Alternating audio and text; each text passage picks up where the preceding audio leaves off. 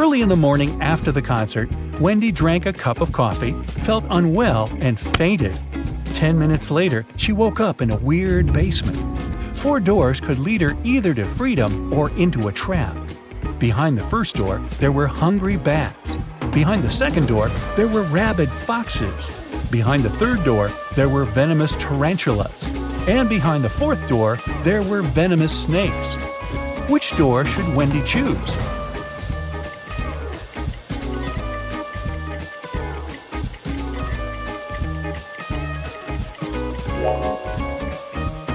She should choose the first door. Bats are nocturnal animals. They sleep in the morning.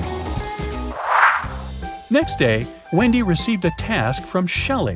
She was the owner of a small art store and needed help with sorting paints by color. Unfortunately, Shelley's cat mixed them all up. Can you see any odd color among all these paints?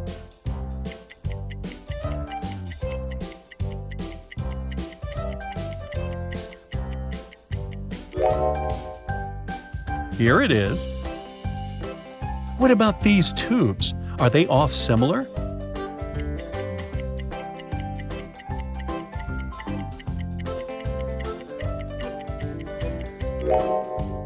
Nope. Paints number 2 and 6 are different.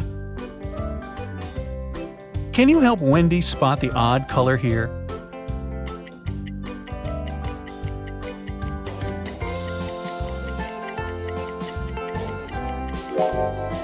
Paint number 1 is a little darker than the rest.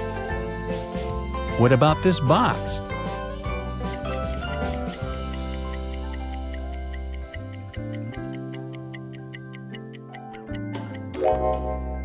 These colors are the same. Take a look inside this box. Are there any paints that don't belong here?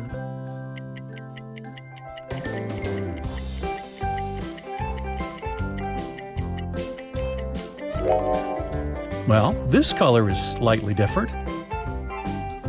What about these paints? Are they all the same?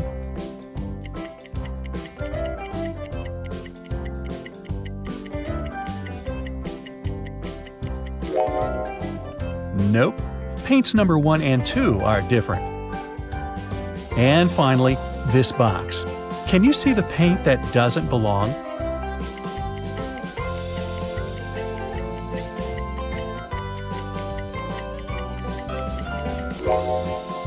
Tube number 8 looks different. Wendy got a job as a supermarket manager. She assigned night shifts to Vicki and Fiona. They had to restock food at a 24-hour supermarket at the mall. At first, the girls were afraid to go through the dark and empty mall to get to the supermarket, but they got used to it after a while. Once, Wendy came over at 3 a.m. to check on them. She found the cash register open and empty. Wendy asked the 2 girls only one question. What were you doing when the robbery took place? Vicki said, the shelves with chips were almost empty, so I went to the warehouse to get some more. But someone had rearranged all the boxes. I had to look for the right one for about 15 minutes. When I came back, the money was already gone. Fiona said, I had already finished restocking my section, so I decided to go and do a little shopping in the mall. I didn't know what happened while I was away. Can you guess who the thief is?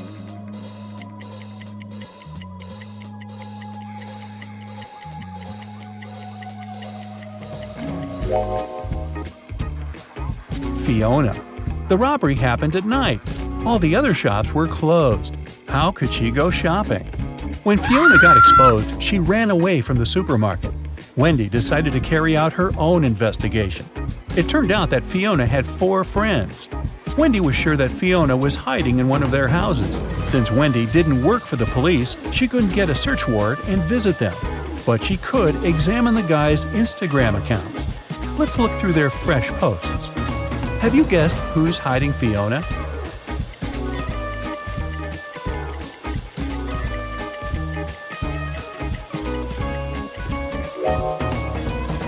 This guy is not alone.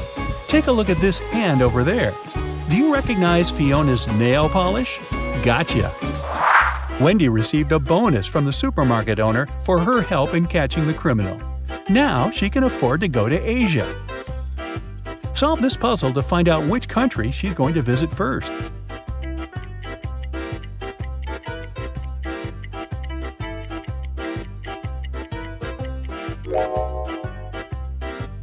That's right, it's China. And which country is she going to visit after traveling around China?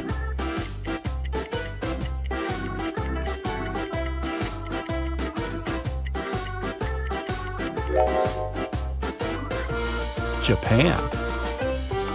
And where will Wendy fly after that?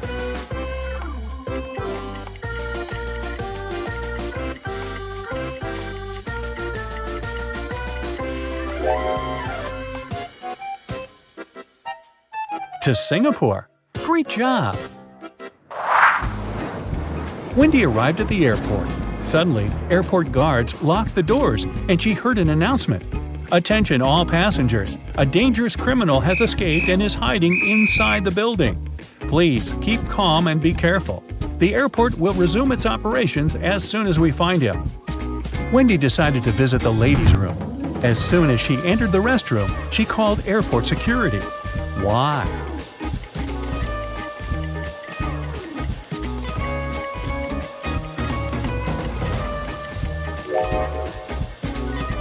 Take a look at this shadow. The criminal is hiding in the second cabin. The criminal was caught and Wendy could continue her adventure. The girl checked in and went to the gate. On the plane, a handsome guy named Chuck approached her. He said that she had taken his place. Wendy showed him her boarding pass and told him that he was wrong. But Chuck kept insisting. Who's right?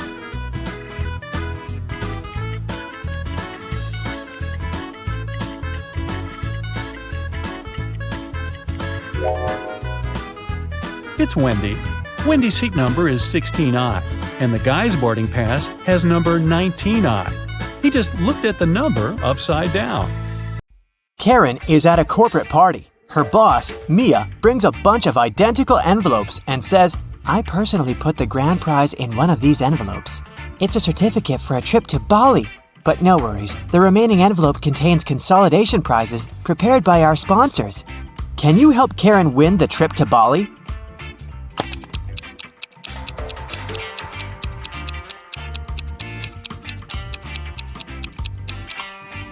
There's a lipstick print on this envelope. Mia has a similar lip color. She said that she had personally packed only one envelope, so the grand prize should be here. The day of Karen's flight to Bali has finally come. She calls a taxi to the airport. Soon, 3 identical taxis arrive at her porch. But only one of these drivers can actually give Karen a safe ride. Can you guess who?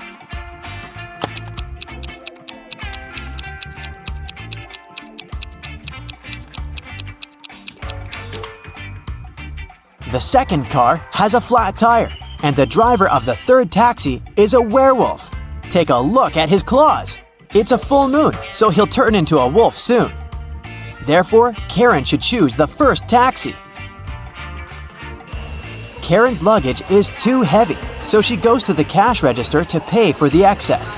Oh no, her card holder is gone. Karen asks 3 people standing nearby, "Have you seen a pink card holder?" The cleaner says, "I found 2 lost wallets today, but none of them look like yours." The cashier says, "I was busy with another customer, so I didn't look around." and another passenger says, "Don't waste time, honey. Block your cards as soon as possible." Who stole the wallet?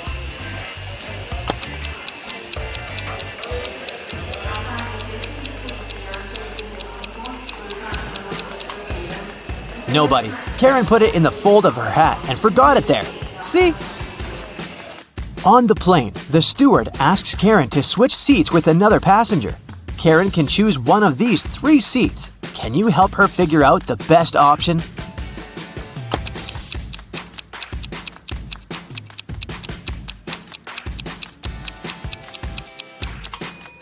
This man has very long legs, so he'll probably kick the back of Karen's chair all along. The second option is next to this elegant lady, but she's stealing money from another passenger. Probably not the best company for a long-hour flight. Although the third guy looks like a vampire, it's just a costume. He's sitting by the window, but the sun rays don't bother him, so he's the best option.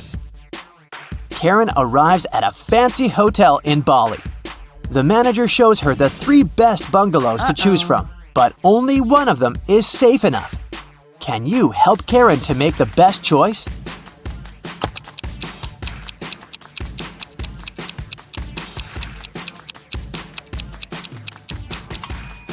The first bungalow doesn't have a door, which makes Karen an easy target for robbers and mosquitoes. And there's a scorpion under the bed in the third bungalow, so she should choose the second one. On the beach, Karen meets 3 ladies who claim to be millionaires and show her pictures to prove it. But one of them is fake rich. Can you guess who?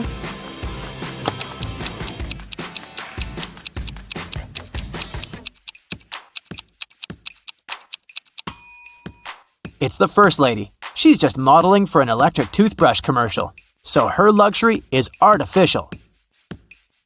Karen is walking down the shore and sees a party. It's a beach wedding, so the bride and groom don't wear traditional costumes. Can you find the newlyweds among these people?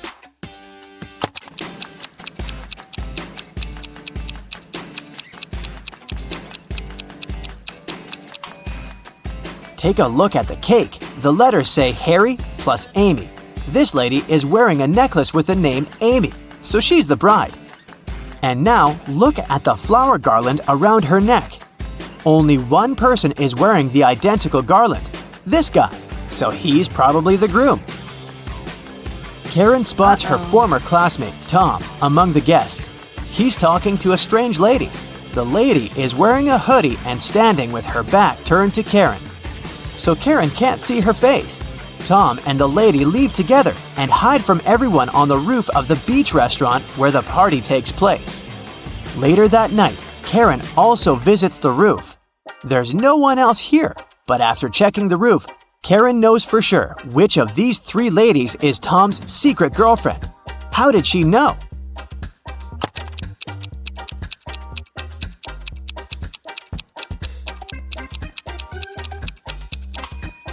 The third lady's dress is decorated with gold sequins.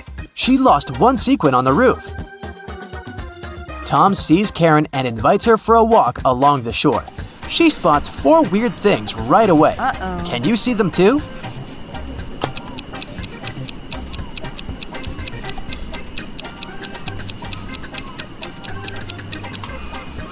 A mermaid is hiding in the waves. This sandcastle has electric lighting. Tree branches flutter in the wind to the right, but the flags to the left. And finally, the moon has a creepy face. The next morning, Karen goes to the buffet breakfast. She wants to get a smoothie, but there's no information about the ingredients in English. Unfortunately, Karen is allergic to strawberries. Can you figure out which smoothies are safe for her?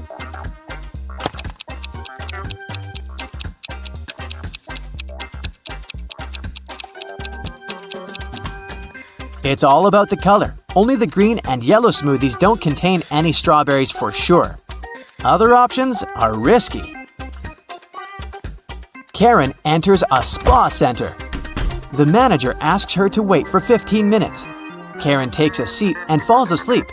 She wakes up after a while and finds out that someone had given her a heart-shaped tattoo. She questions 3 suspects. Bobby, the client, says, "Lady, I've just arrived on my motorbike. If I see any crazy tattoo artists around here, I'll tell you." Leah says, "I've been cleaning the bathroom within the last 30 minutes. And Tony, the massage therapist, says, "Sorry, I was busy with my client, so I didn't look at you at all." Who's lying?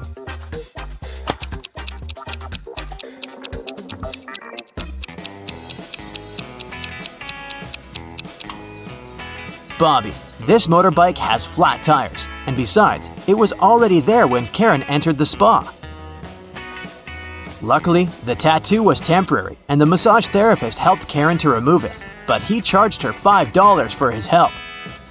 Karen arrived at the spa during happy hours when they offer a 45% discount on all services, so Karen paid only $12 for a 1-hour massage. Also, she had a pedicure for $7. When Karen left, she found a $50 bill on the ground. How much money did Karen spend in total? Can you count?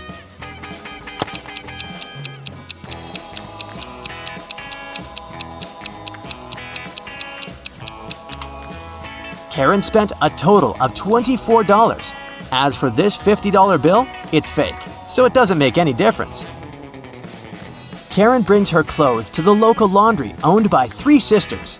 She returns to pick up her stuff in 5 hours. Unfortunately, someone has burned her favorite dress with an iron. Karen gets furious and questions the sisters. Mia says, "I didn't iron today, it must be Pia." Pia says, Nah, I was planting roses in the garden all day. It must be Gia. and Gia says, "I don't know who's guilty because I've been away all day." Who burned Karen's dress?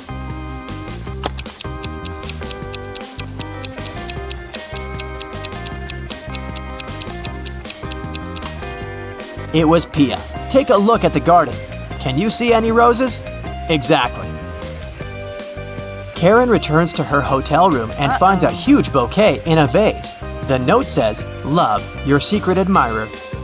Karen calls the reception to find out more.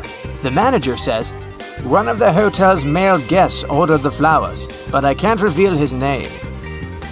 Only 3 male guests stay in this hotel at the moment: Hans, Jacques, and Will. Karen meets them all at the beach and spots her secret admirer right away. Do you have any clue who it might be?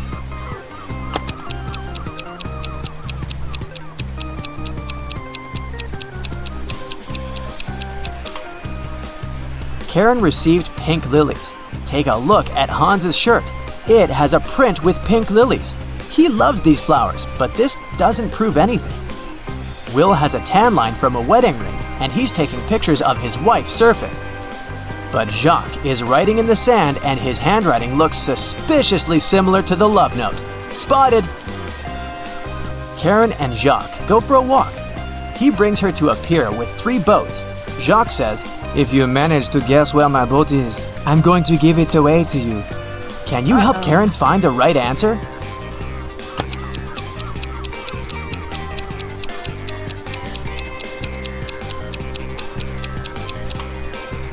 Someone's sleeping on the second boat, but this doesn't mean that the person is the owner. The third boat is called Jacques, but this name is quite popular. Let's take a closer look at the first boat. Can you see the red trousers on a hanger? They match perfectly with Jacques' jacket.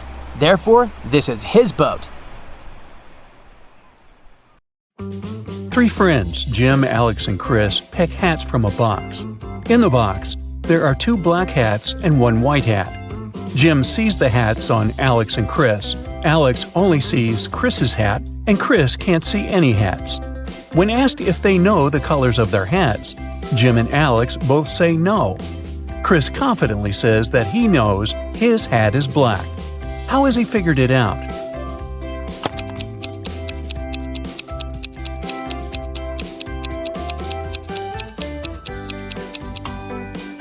Here's how it works. Jim's no means there's at least 1 black hat between Alex and Chris.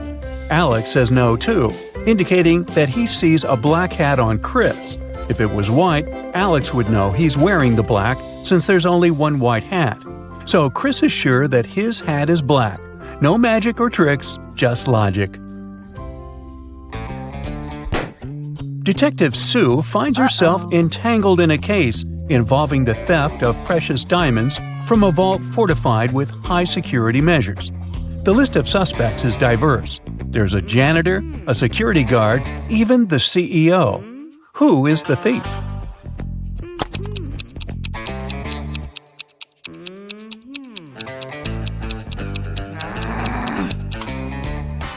The thief is the janitor. Even in a high-security vault, the diamonds should still remain dust-free. The janitor's role involves cleaning them, so he had access to the jewels. On a chilly, wintry day, a figure stood in the center of someone's front yard.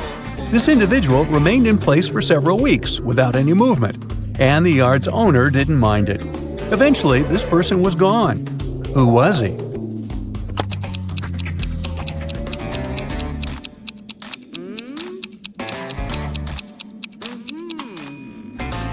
It was a snowman. Meet Vampire Vlad. He invites his close nocturnal friends for a one-of-a-kind dinner gathering. Interestingly, The dinner party takes place during the daytime. All of his vampire companions accept the invitation without questioning it, and they arrive without encountering any problems. How on earth is this possible?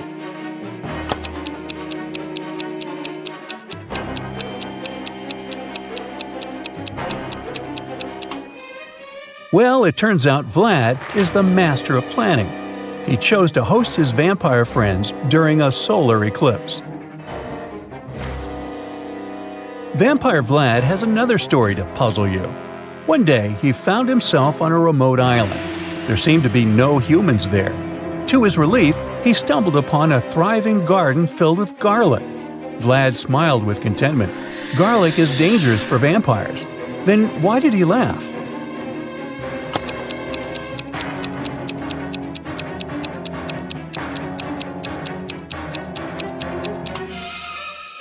That garlic garden implied the presence of a skilled gardener on the island. There was a human somewhere around. This discovery kindled Vlad's hope of a future food source. Here's the last one of the vampire-themed puzzles. In a quaint village, 3 individuals cast shadows, but one claims to be a vampire. The townsfolk wonder which of these 3 is the true vampire. Well, who is the vampire?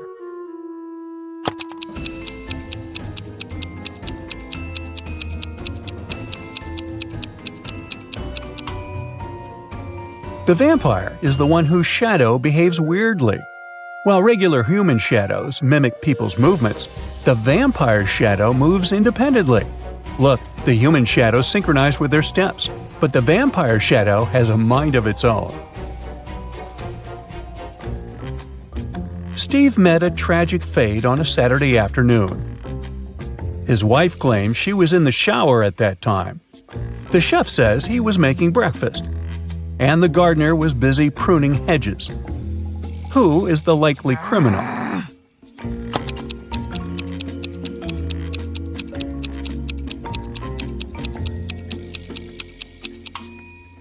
It's the chef. Uh-oh. The whole thing happened in the afternoon, but the chef said that he had been making breakfast. At a carnival, a boy made a bet with a man. The man said he could write the boy's exact weight on a piece of paper. If he succeeded, the boy would give him $50. If not, the boy would get $50. The boy thought he could always say he weighed more or less, so he agreed. However, in the end, the boy had to pay the man $50. How did the man win?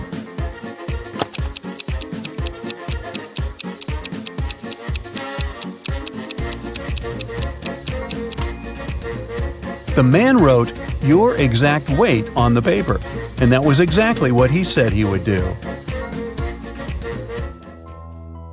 A person finds themselves confined in a room with 2 possible escape routes. The initial exit is an arrangement of magnifying glasses that scorch anything passing through, because the sun is scorching. The second exit is guarded by a fire-spewing dragon, which is merciless to intruders. How can the captive make their escape?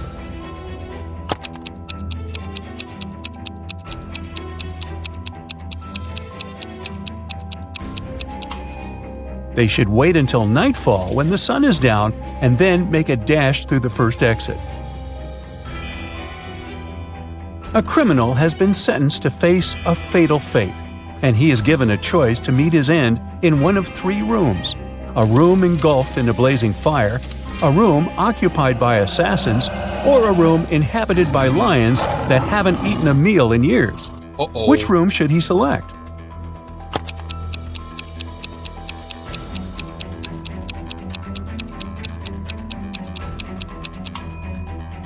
He should opt for the room with the lions. If they haven't eaten in years, they aren't alive anymore. Once, a magician bragged about being able to hold his breath underwater for 6 minutes.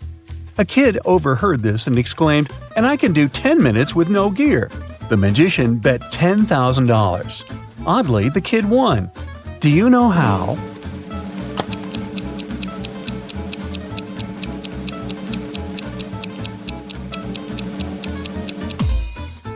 She was just holding a glass of water above her head for 10 minutes.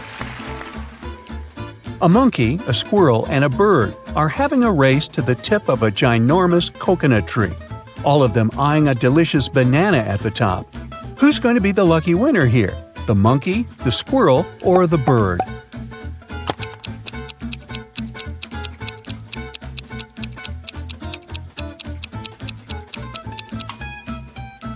Oh please, the answer is none of them, because bananas don't grow on coconut trees.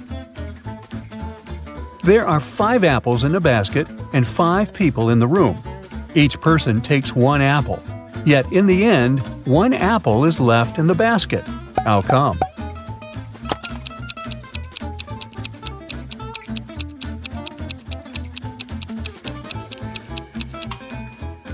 The last person took an apple together with the basket. There's a person who lives on the 14th floor of a building.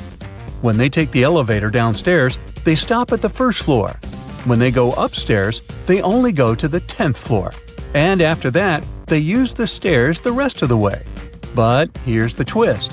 When they're in the elevator with someone else, or when it's raining, they go straight to the 14th floor. So what's the deal with this weird behavior?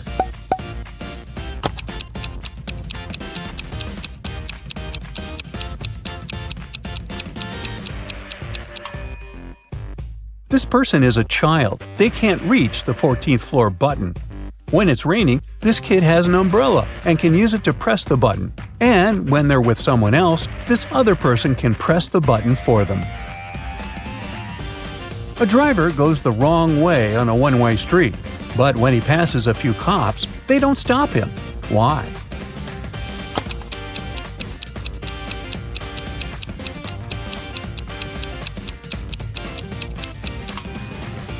Because he's walking, not driving. 2 fathers and 2 sons go to the mall and then return home in a car. However, when they get out of the car at home, only 3 people exit. How is it possible? Did they forget someone at the mall?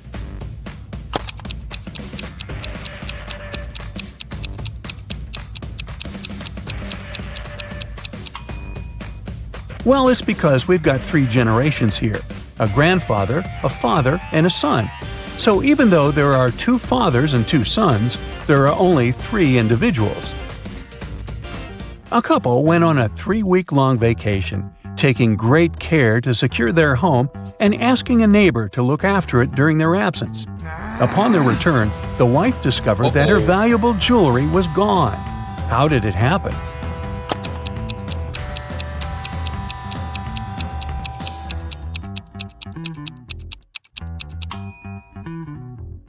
She had hidden her precious jewelry inside the freezer in a bag with frozen food. But during their absence, there was a power outage. The frozen food went bad, and the neighbor, trying to be helpful, threw away the spoiled food. Bye-bye, jewelry. Imagine finding yourself in a pitch-black room. You have just a matchbox, a candle, and a lamp. You have only 1 match. The question is, what should you light first?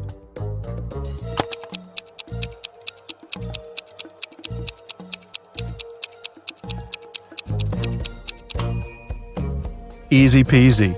You light the match first. Think of an 8-letter word that remains a valid word even when you remove 1 letter at a time until only 1 letter is left. It's almost impossible to guess, but give it a try.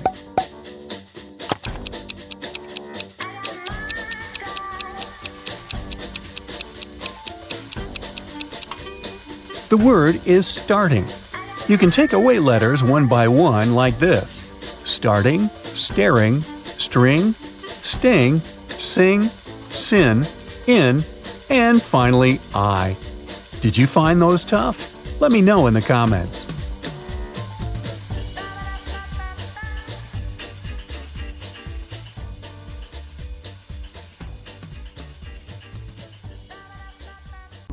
Wow! While working late at night in a top-secret laboratory, Michael finally managed to create the DNA of a hybrid monstrous creature.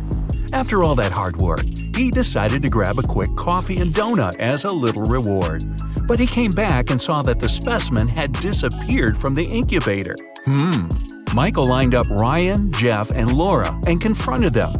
"Who took an important top-secret piece of research I was working on?"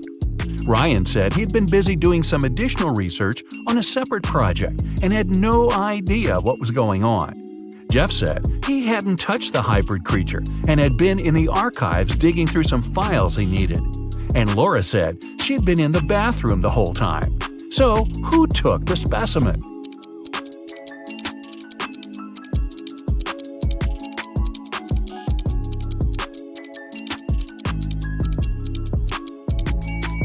Michael never mentioned that he was dealing with a hybrid monstrous creature. Jeff just let himself get caught. Better think smart next time. Anne absolutely loathes winter, but just like anyone else, she has to go out and do stuff.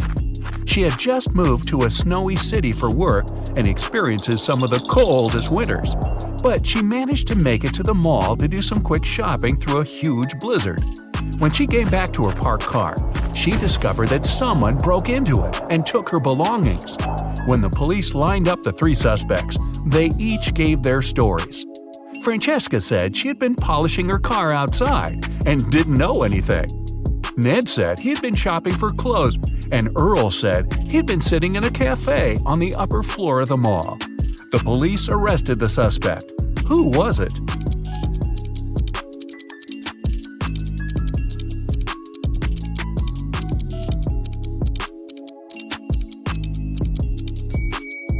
Francesca. She was polishing her car outside in the middle of a blizzard? That's not only illogical, but not safe either. She just gave herself away. You wake up and find yourself trapped in a room with 4 doors in front of you.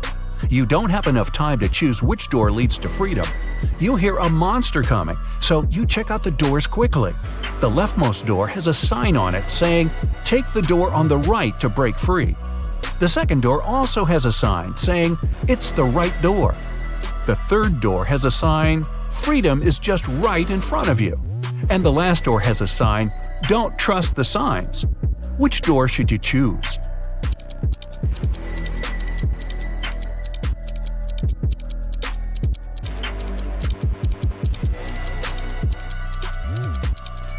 The last door. It says not to trust the signs, but it doesn't mean that they're lying. The first door says to take the door on the right. Not necessarily the last door on the right, but just the one on the right. The second one says it's the right door. Not the correct door, but the right door, as in the door on the right. The third door says freedom is just right in front of you. That just doesn't make any sense, does it? So it's the last door on the right that leads to freedom. Mason was extremely happy when he got the news that his sister Jane was coming to town. He had just started a new job and couldn't wait to host her for the first time. She was only able to see some nice pictures of the places he visited, including where he lived. When he picked her up from the airport, he noticed something slightly off about her. She was robotic with her responses and seemed stiff with her movements. She wouldn't eat and only insisted that she wanted to rest up. Strange. Had he been watching too much sci-fi? After a while, Mason hears a knock on the door, and to his surprise, it's Jane. "But I thought…" Jane tells him that the Jane in his apartment is an imposter.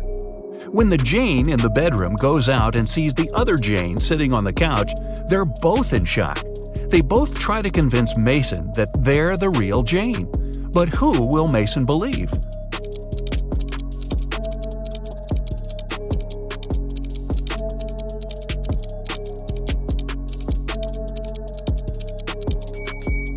It's pretty normal to come back from a trip pretty tired and wanting to rest. But how did the second Jane know where Mason lived without prior knowledge? And she didn't even break a sweat running up to the apartment. On a nice day, Vivian, who lived in a town on the seashore, decided to go for a hike alone. But after hours of trekking, she ended up on a section of the forest she wasn't familiar with. Before her were 3 paths. One path had bear footprints leading away. Another had human shoe prints, and the third was right by the river. Which one should Vivian take to find her way?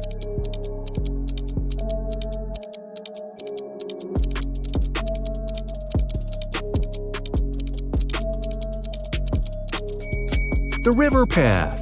Since she lives in a coastal town, the river mouth most likely ends up in the sea. That way, she could figure out where she is. Melissa is sharing a train car with 3 other people. It's a very hot day and the air conditioner doesn't even work. James starts complaining and only calms down after opening the window. Melissa lays down her red silk scarf her grandmother gave her next to her. Judith compliments it. Robert, a senior, mentions that he forgot to bring a gift for his wife who will pick him up from the train station. James has a crush on Judith. After a while, Melissa goes to the bathroom and comes back to find the scarf missing. Who was the one who took it?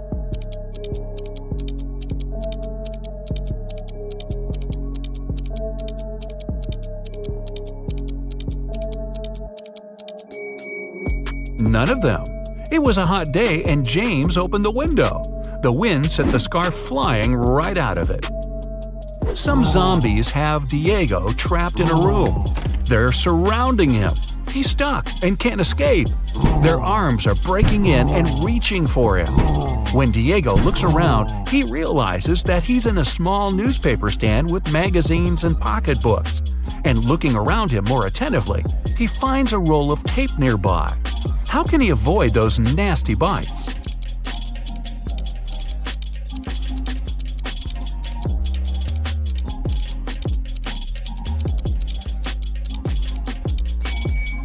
The only way for Diego to escape will be to tape those magazines around crucial parts of his body where they can't lay his teeth on him. It'll be light enough for him to run away from the zombies without getting hurt. Plus, he'll have plenty of reading material for the road. Evan got lost in a forest, and just his luck, it was snowing. The only thing the police searching for him found were 4 parallel lines leading into the forest. Something doesn't seem right, they thought, and took several people into questioning. Nick said he had been at the store buying some groceries. Vanessa said she had been babysitting. Christina had been at work the whole time.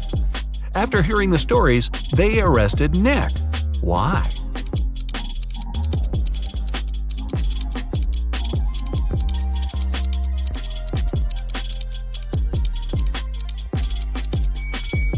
Nick was in a wheelchair. The 4 parallel lines were left by Nick rolling into the forest and back out. It's the beginning of a new school year, and Dave started a new job as a computer studies teacher at a local high school. Another fellow teacher, Roy, didn't really welcome him because he wanted that position. But at the end of the day, there was a security breach which leaked out a lot of important information about the school. When the police questioned everyone, including Roy and Dave, they each gave their stories. Dave said, "I was checking exam papers and was at the staff room the whole time." Roy said, "I was preparing homework for my classes when everything happened." Who should the police arrest? Who was lying?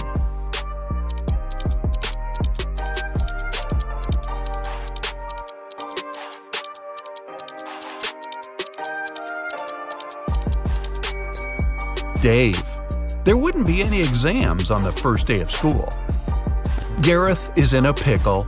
He's at the police station looking at the lined-up suspects, one of whom stole Beth's bag while she was having a picnic in the park. He observes them. Beth describes the culprit as someone big, no hair, and wearing a black jacket. All the men lined up matched the description. Gareth looks at each of them, and they all have one distinct trait that makes them stand out from each other. Suspect number 1 has a beard.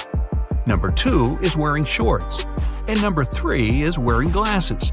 Gareth knows immediately who to arrest. Who is it?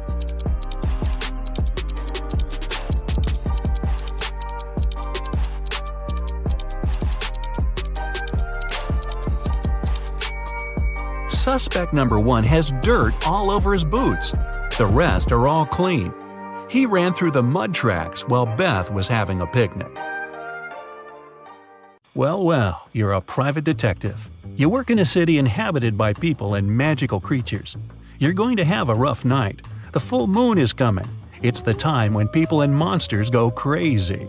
Like any detective, you write down your guesses in a diary so that you can summarize the results later. It's afternoon now. You're sitting in your office. Lightning strikes in the sky and someone knocks on the door at the same time. A pale woman enters the room and asks for help. You notice a bracelet on her arm.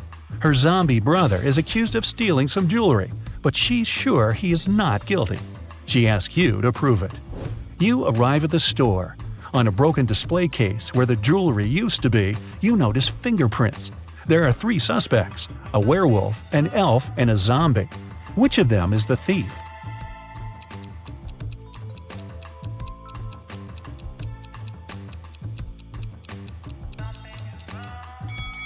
The elf. The zombie has skeleton hands, and the werewolf has hairy paws. Only the elf could leave human-like fingerprints. You drive through the streets and see a group of suspicious people standing by the riverbank. You stop and get out of the car. The people notice you and sprint in the opposite direction. You run after them on the sand along the water, but can't catch up. You look around but don't see anyone. Then you figure out it was your hallucination triggered by long sleepless nights. How did you figure that out?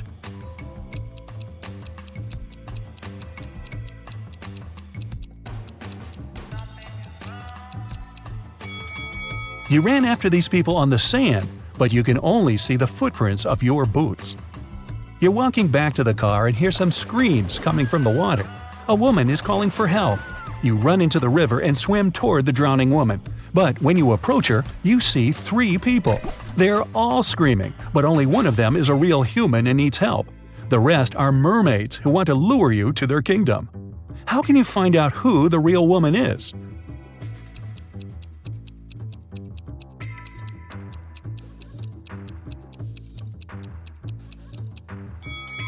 Dive and check who has a fishtail.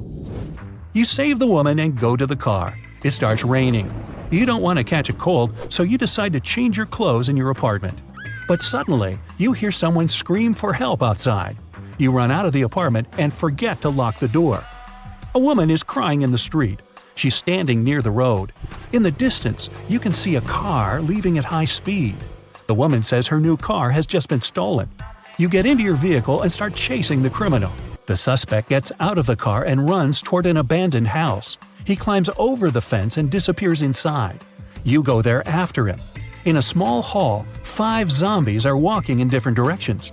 But zombies don't drive cars. One of them is the thief pretending to be a zombie. Who is it exactly?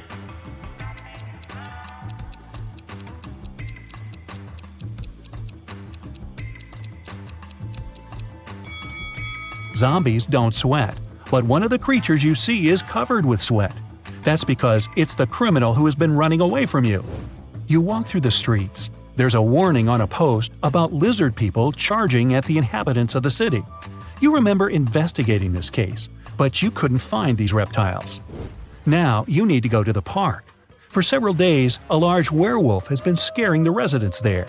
You know that the werewolf has a wife, and she is the only person who can calm the monster down and help him return to his human form. You have found 3 girls. Each of them might be the werewolf's wife you're looking for. You ask his wife to approach him, but none of the girls admits she's the one you need. So you have to make your own choice.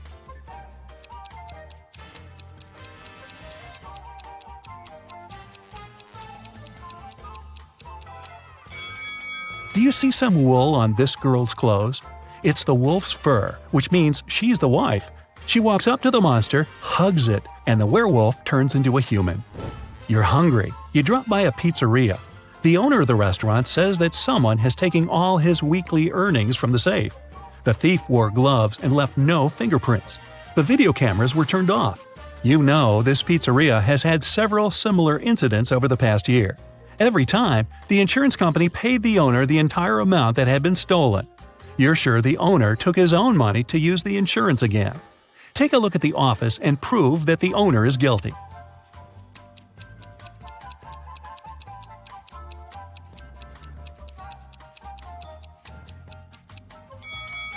Look at the air vent.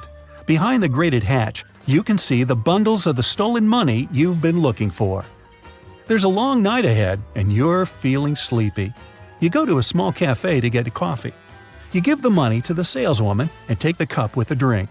You take a sip and realize the woman is in danger right now. How do you know that?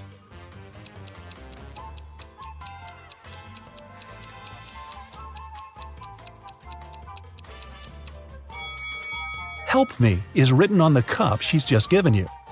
You decide not to leave the cafe and sit down at the table.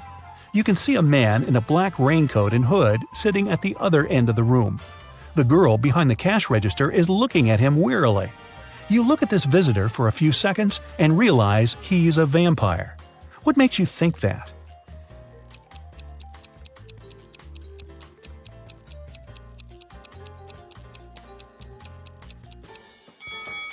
It's night outside. You can see your reflection in the window. The hooded man is sitting by the window too, but isn't reflected in it. He's a vampire. The coffee has cheered you up a little.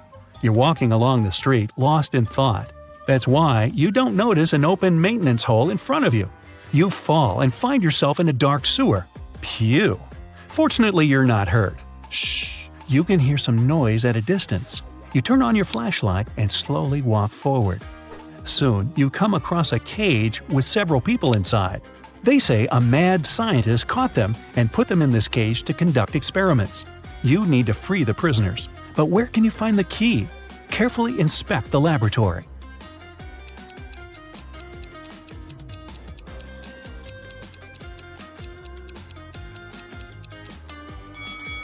One of the jars with chemicals standing on the shelf has a key inside. You take it out and are about to open the cage, but the scientist returns. He tells you not to do this. The people inside are actually mutant lizards. The scientist admits that he accidentally turned regular crocodiles into humans. The scientist managed to catch these monsters and put them in this cage. He's going to turn them back into reptiles and let them go. The prisoners say they are humans, and the scientist lies. Who do you believe?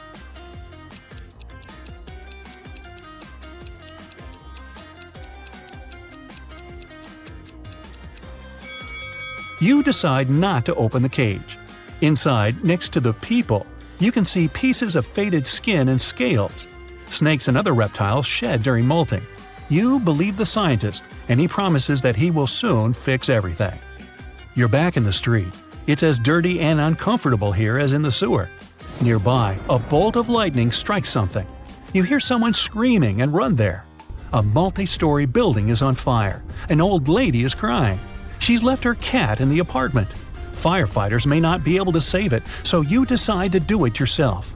You go up to the top floor using an old fire escape. It collapses behind you. Fortunately, you manage to jump into the window. You're in the old lady's apartment. Several floors lead to different rooms. You don't have time to check each of them. The fire is getting closer. Where is the cat?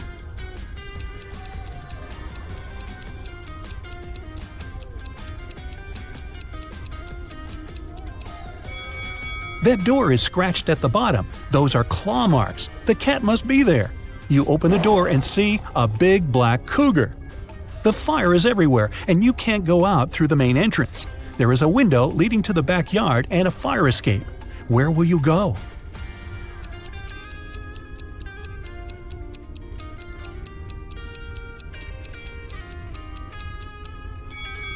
The fire escape collapsed when you were trying to get into the apartment. In the window, you see the tree. It has stopped raining, but it's already morning. Tired, you reach your apartment. You turn the key, open the door, go inside, and realize that someone is here. How have you found out?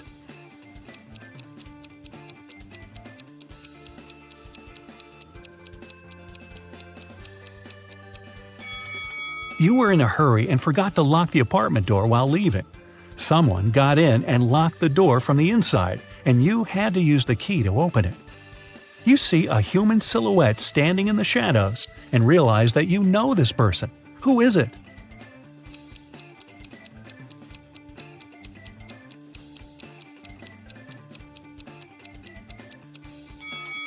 It's the woman who asked you to help her brother. She was wearing a red bracelet. The silhouette has the same accessory. "I came here to thank you in person. The door was open, but you weren't at home," the woman says. She asks, "How many puzzles have you solved tonight?" You realize it's time to look at what you've got. 0 to 3 points. It's too early for you to go out to patrol the streets of a dangerous city and help people. You need more experience. Practice and solve more logical puzzles. 4 to 8 points. Not bad. You've solved more than half of your cases. The city is grateful for that. 9 to 11 points. You're one of the best detectives in this city. Every day you help people, but you feel that you can do better. 12 to 14 points. The sirens of police cars, screams, suspicious faces in dark alleys. You can't live without it, and the city can't live without you. Alright, you super sleuth. In this detective challenge, there are 3 levels. Each next riddle is trickier than the previous one. Aha! To get to the end and find out your results, you'll need to concentrate hard and use all your detective skills. Level 1. Anthony lives in the south of town, 20 minutes away from college. Mark's house is in the north and a bit closer, just 10 minutes away. Their lectures start at the same time, and the guys always meet in the park on the way to their classes. Who's usually further from the college building when it happens?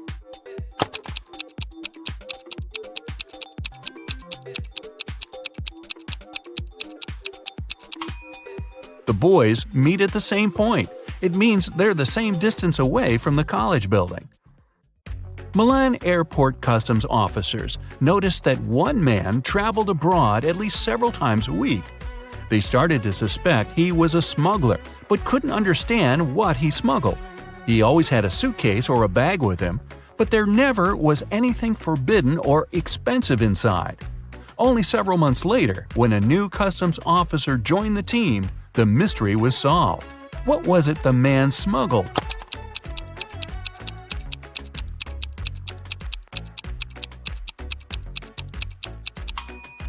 He smuggled designer suitcases and bags. Detective Dan Carlos was following a criminal who had stolen his watch. This person, Dan didn't see whether it was a man or a woman, ran for a hospital building and disappeared inside. When the detective rushed through the doors, he saw 2 doctors examining their patients. One of them had to be the criminal he was looking for. But which one?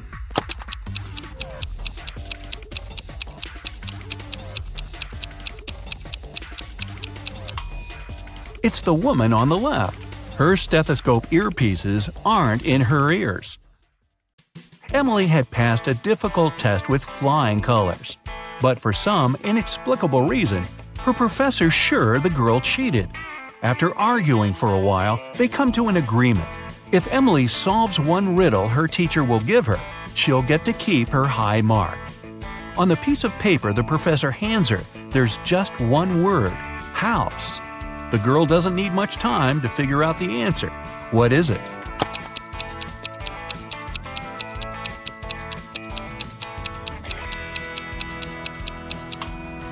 In this case, the color matters. The answer is greenhouse. Little Adam knew his older brother Philip got some money for his birthday.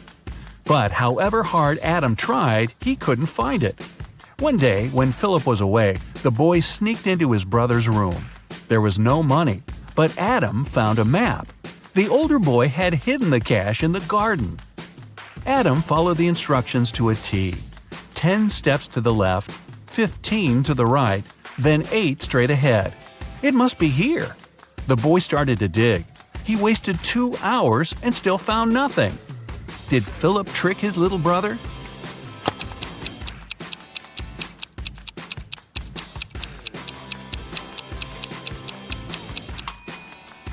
Adam's steps were much smaller than his brother's. That's why he was digging in the wrong place.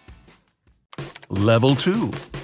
It was the middle of a working day, and Helen was in her office. Suddenly, her home security system informed her there was someone inside. The woman called the police. She was sure the intruder had been sent by her competitors. She thought he was after the memory card with the information about her new project.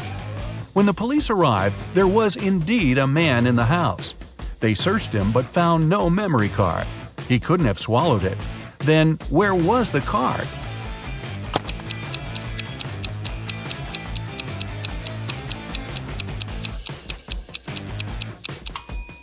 When the police got him, the man secretly slipped the memory card into one officer's pocket.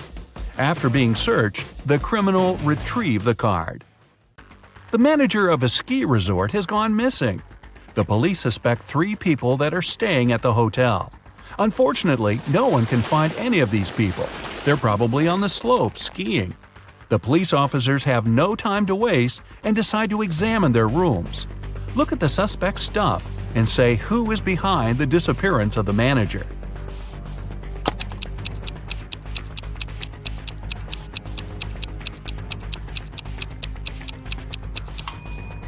It's Joe. He's the only one who doesn't have warm clothes or winter sports gear and equipment. It means he didn't come to the resort to have some fun. Jason, a rich traveler, stayed in a small but expensive hotel at the seaside. During a severe storm with gale-force winds, there was a blackout. The whole area was plunged into darkness. People stayed without electricity for at least 2 hours. The problem was finally solved. But Jason discovered that during the commotion, someone had taken his wallet with tons of cash and all his credit cards. The police arrived and questioned the people who had been in the hotel at that time. Justin, the receptionist, told the detective he had been in the basement. He had been trying to start an emergency generator. Unfortunately, he didn't succeed. Nicole, another guest, said she arrived an hour before the blackout. She was exhausted. She lit several candles, unpacked, cleaned herself, and went to bed. Gregory, the hotel driver, said he had been at the airport. A new guest had arrived, and he went to pick him up. The police immediately figured out who was lying. Can you?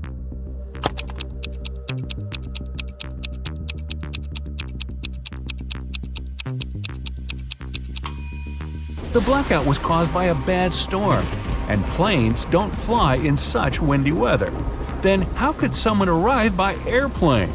Gregory lied. In the 22nd century, robots live among people, and it's nothing out of the ordinary.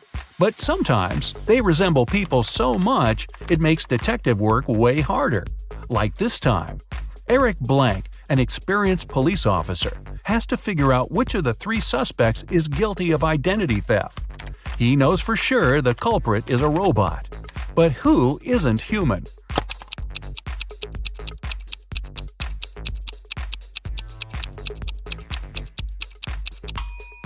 It's the girl in the middle. She has a USB port on the side of her neck. Level 3. Maria had to take part in a very important sports competition. But several days before the event, her boyfriend, Keith, found out the girl had disappeared. The only thing she left behind was a note. "I'm sorry, I had to leave. We'll never see each other again. Please call my sister Jenny. Her phone number is 2121-736362. Confused by the message, Keith went to the police. "I think Maria was taken away against her will and made to write this note. She is an only child in the family and doesn't have a sister." The police started an investigation. They found 3 people who could be behind the disappearance. Cheryl, Maria's competitor, said she had been at her mom's house resting before the competition.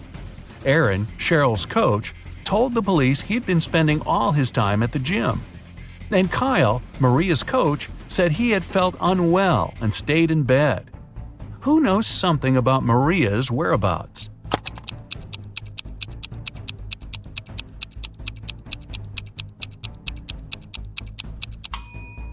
In her note, the girl didn't write a phone number. This way, she encoded the criminal's name, Aaron. Boy, who needs a coach like that? Janet had a dream. She wanted to become her professor's assistant. The man was a famous and talented scientist.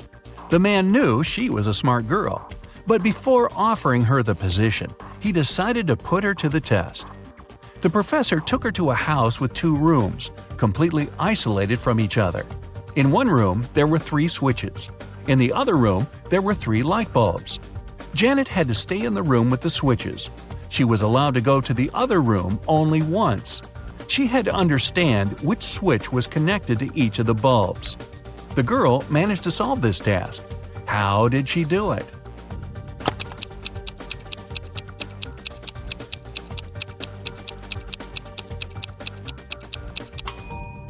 She turned on the first switch and waited for a minute.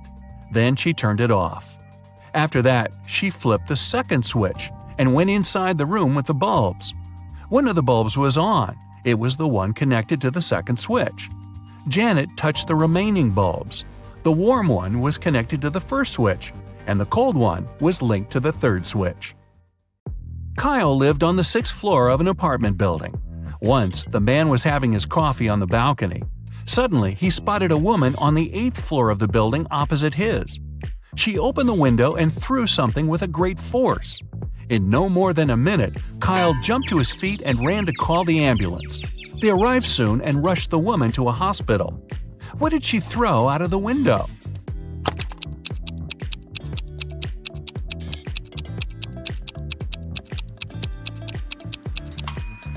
It was a boomerang. Hey, I didn't say all these people were smart. Do you feel like cracking another rebus puzzle, this time a more difficult one? Take a look at this. What does it mean?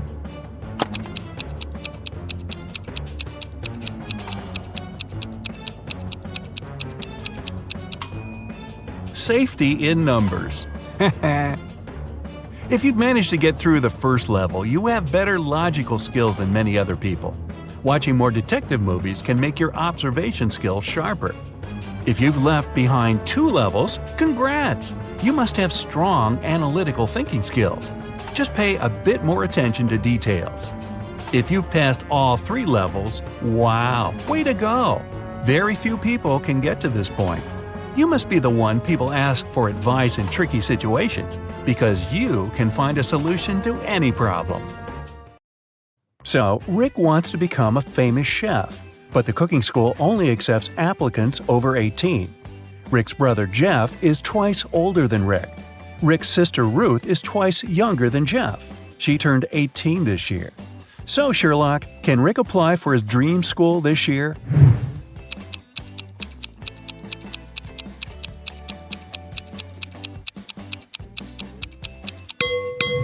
Yep, he's 18 years old. Rick and Ruth are of the same age because they're twins. Rick has prepared all papers for the cooking school, but he still needs to get some work experience and recommendations to get accepted. He found 3 job ads. Bill has a small diner on the 4th floor of the local shopping mall. He needs help in the kitchen. Holly offers a part-time internship at her fancy sushi restaurant. But first, you need to pay $300 for a 2-week training. Sam needs an assistant in his noodle shop. Now, only one of these offers isn't fake. Can you tell which one?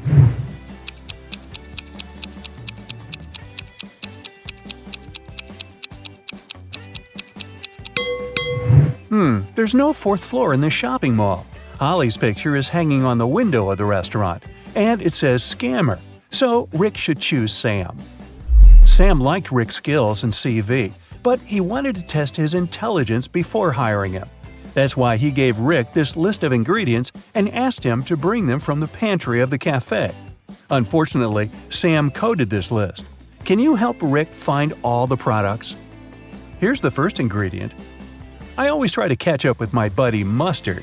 What am I? Have you guessed?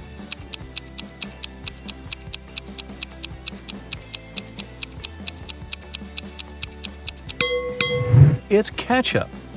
Here's the next one. My closest friend is peanut butter. What am I?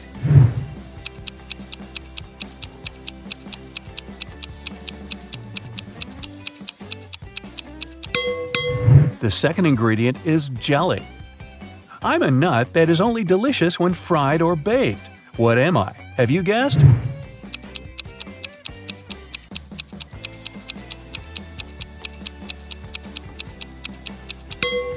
It's a donut. I am a bird, I am a fruit, and I am a person at the same time. What am I?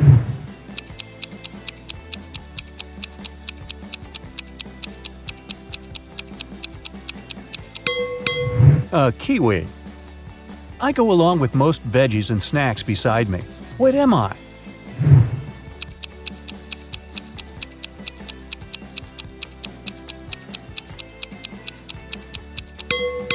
I'm a dip. It's nothing personal. I'm a cup that doesn't hold any water. What am I?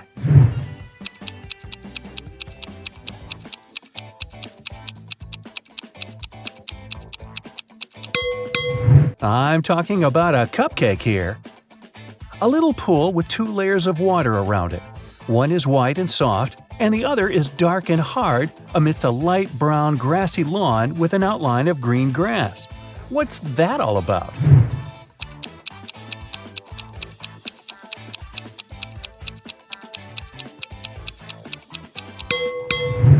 It's a coconut.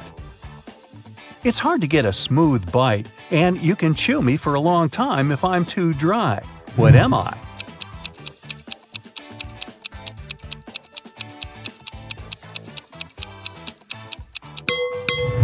And the correct answer is jerky. I'm a green veggie that looks like a tiny tree. What am I? Can you guess?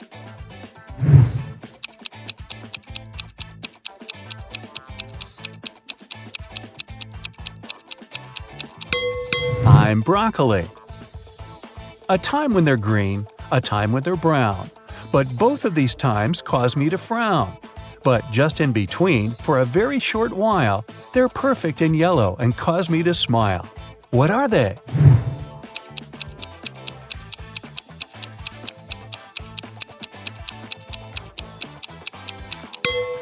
Well, I'm sure you've guessed it's all about grapes.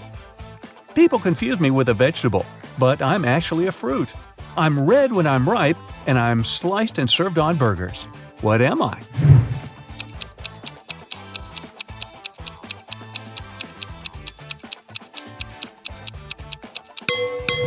A tomato or tomato. I'm the type of room you cannot enter or leave. I raise from the ground below. I can be poisonous or a delicious treat. What am I? Can you guess?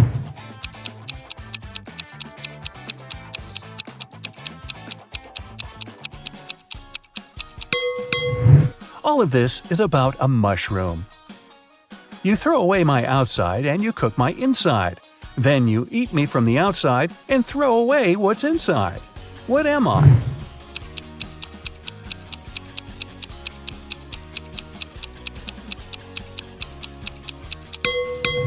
The correct answer is corn.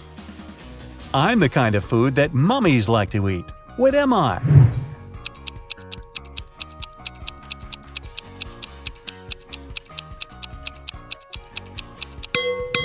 It's a wrap. Oh, really? Time for the final ingredient. I wear a red coat and have a stone inside my throat. Who am I?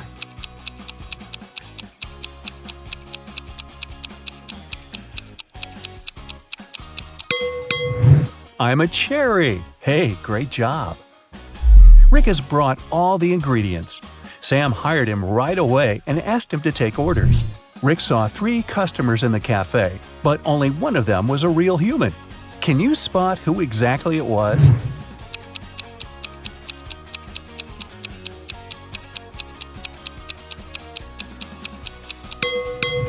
This woman has gills just like a fish. She's a mermaid.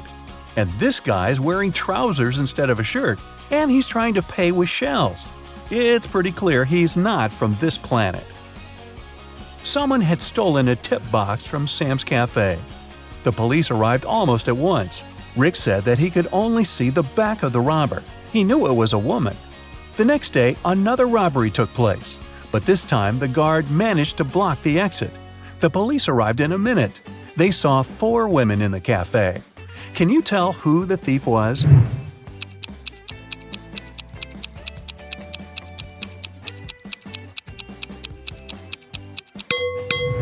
It was Pam. She's the only one whose shoes are good enough for running. The police nearly arrested Pam, but she managed to escape. Rick ran after her and noticed she snuck into a school. Rick followed her. He noticed Pam's hoodie by one of the doors, so he entered the classroom. Rick faced 4 ladies who looked like Pam. Can you help him find the real Pam?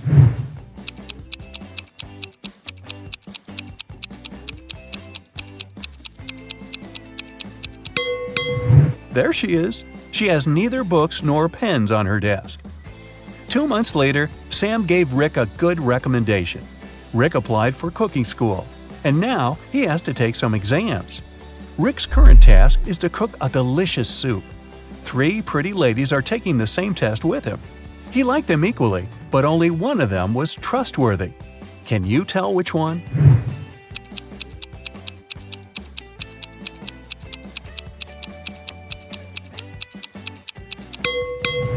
Jenny has a bottle of poison in her spices collection. Fiona put push pins in her soup. It's very suspicious as well. Kelly didn't do anything wrong. She looks pretty reliable. After the soup test, Rick got a new task. He must tell which cupcake is in the very center of the tray. Can you help him?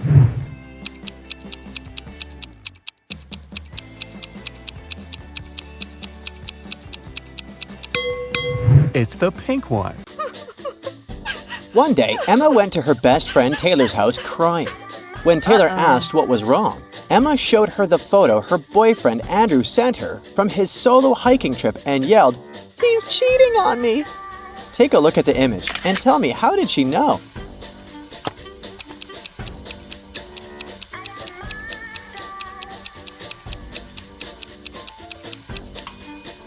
In the first photo from the kitchen of his Airbnb, there's a glass on the table with a lipstick mark. And in the second photo from the bathroom, see these slippers in front of the bathtub? These are slippers only a woman can wear.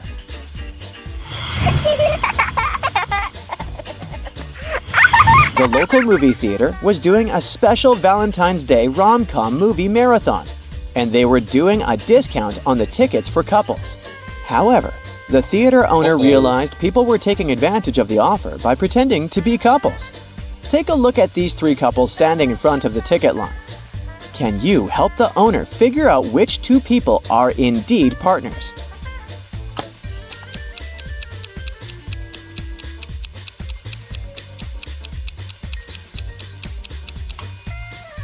The second couple might not be holding hands and looking couple-like the others. But take a look at their ankles. They have tiny matching tattoos. They must indeed be committed partners.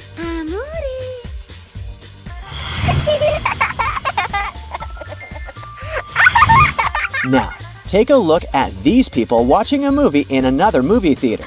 There is only one real couple here. Can you tell who?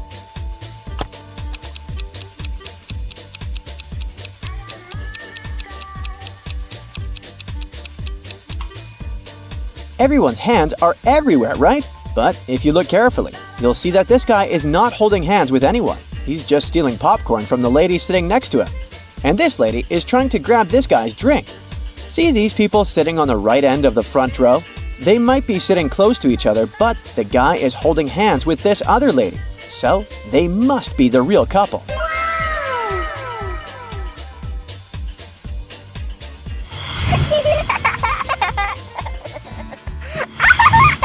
Sarah has a crush on several guys at her college.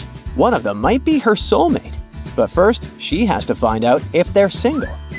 There are some photos of them with their partners or siblings, and she needs to guess who is who. Can you help her figure out the single guys?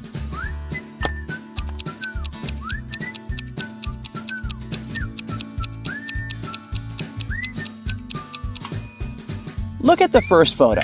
Crush number 1, James, is hugging two girls tightly.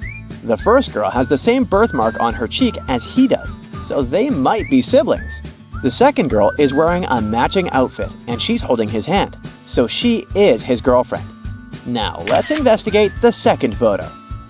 Crush number 2, Reggie, might look like he's hugging this girl, but he's holding his hands in the air, not touching her body. This indicates they're not in a romantic relationship. The second girl is hugging him, but she's holding another guy's hand who is not in the photo. That means she has a boyfriend and Reggie is single. And lastly, Daniel, crush number 3 in the last image, is hugging a girl, but they both have friendship bracelets, so they're best friends. The second girl in the image looks grumpy. Daniel is pinching her cheek, which can only mean they must be siblings. It seems that Daniel is single as well.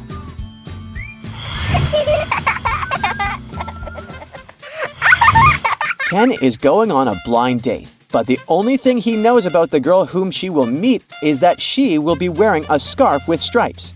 When he arrives at the restaurant they agreed to meet at, he sees 3 different ladies, all wearing scarves with stripes. Can you help him find out who his blind date is?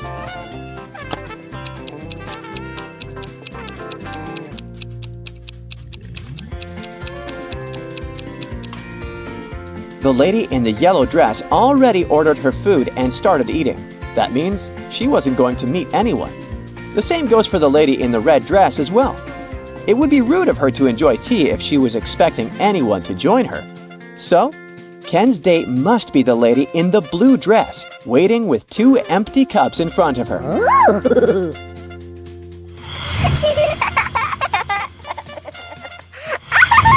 Ella is waiting for her date. Take a look at these 3 guys across the street. Can you tell who her date is?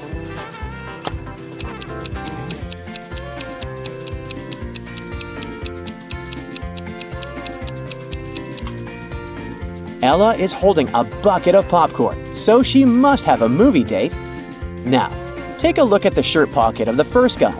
He has 2 movie tickets in there, so he must be the one going on a date with Ella. Gotcha!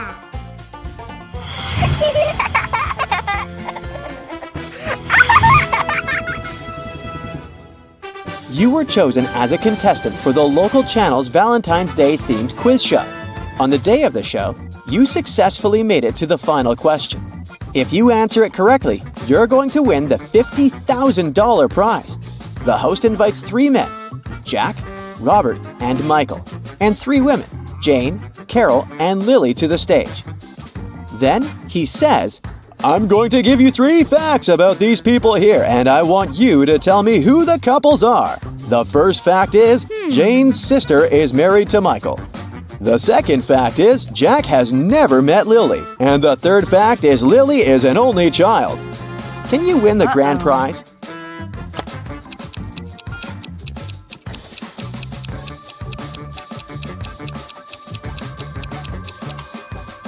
Jack is married to Jane, Robert to Lily, and Michael to Carol.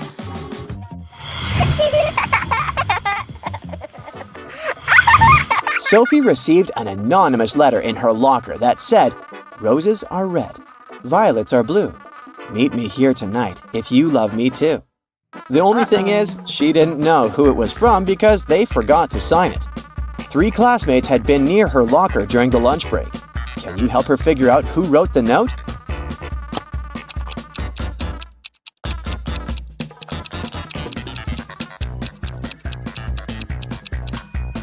Take a look at Ethan's hands. They're covered with glitter, which matches the glitter hearts on the letter. So he must be the one who wrote it.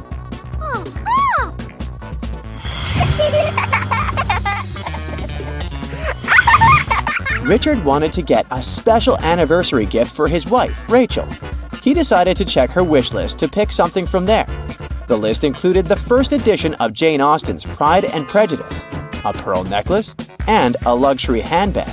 Which one should he pick as his gift?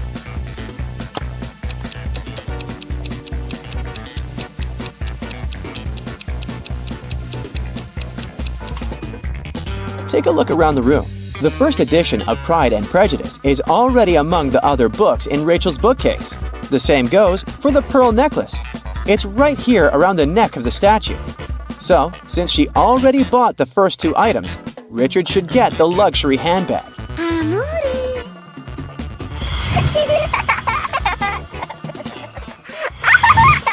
During her honeymoon, Jenny lost her matching gold wedding ring by the poolside. Oh, no. Her husband, Tristan, thought it was actually stolen and he was suspicious of these 3 people. Can you tell which one stole the ring?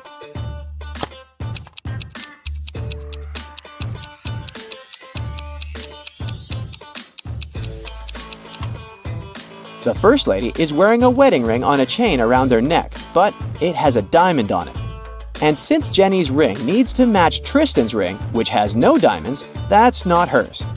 The second man has several gold rings on his fingers, but none of them can belong to Jenny since they're all too large for her fingers. So, it's the third lady who stole the ring. See the silver-colored spray paint cans on her dress? She tried to disguise Jenny's golden ring by painting it silver, and she didn't even do a good job on that.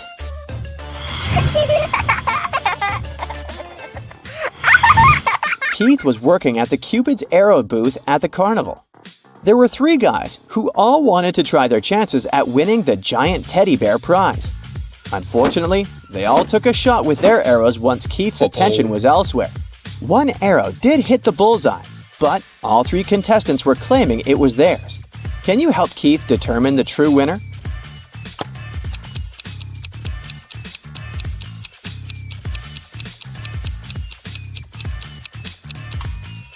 Take a look at the second guy's backpack on the ground.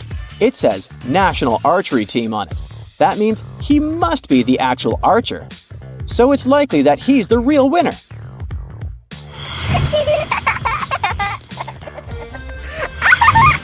Tom planned a surprise for his girlfriend Kelly. When she arrived at the address where they were supposed to meet, she saw 3 different stores side by side. A jewelry store, a chocolate shop, and a florist. Where do you think Tom is waiting for her?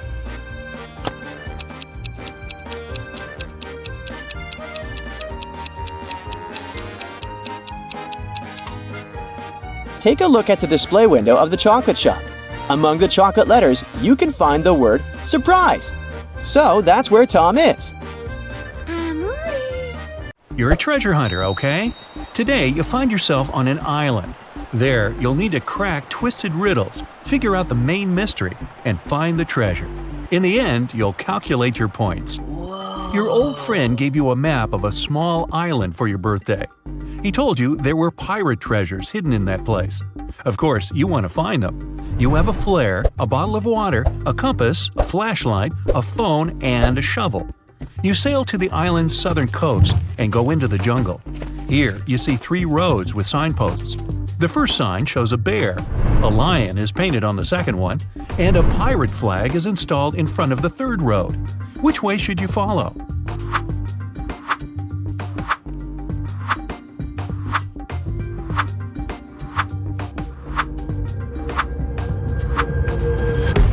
It's the 21st century now. The pilots have long been gone. Now there are no people on this island. It seems the flag indicates the route the pirates took when they went to hide their treasures. A lion and a bear may indeed live here, so you opt for the pirates' trail. You make your way through the dense jungle, leaving marks on trees not to get lost. Then you notice a small hut. You go inside and see a big chest with a rusty lock. Inspect the room. Is there anything here that can help you open the chest? There's a tire iron in the corner behind the broken chair. The lock seems weak, so you can easily tear it off. You open the chest and see nothing but an old map of the island. There are 3 marked points with treasure on the map. You leave the hut and follow the route to the first place. You find the wreckage of an old wooden ship. You wander over its deck. Suddenly, the boards crack under your feet, the floor breaks, and you fall into the hole. It's dark and cold here. You turn on your flashlight and see a chest. You touch it and hear a growl. A zombie pirate is slowly coming towards you. After a second, you realize there's nothing to be afraid of. Why so?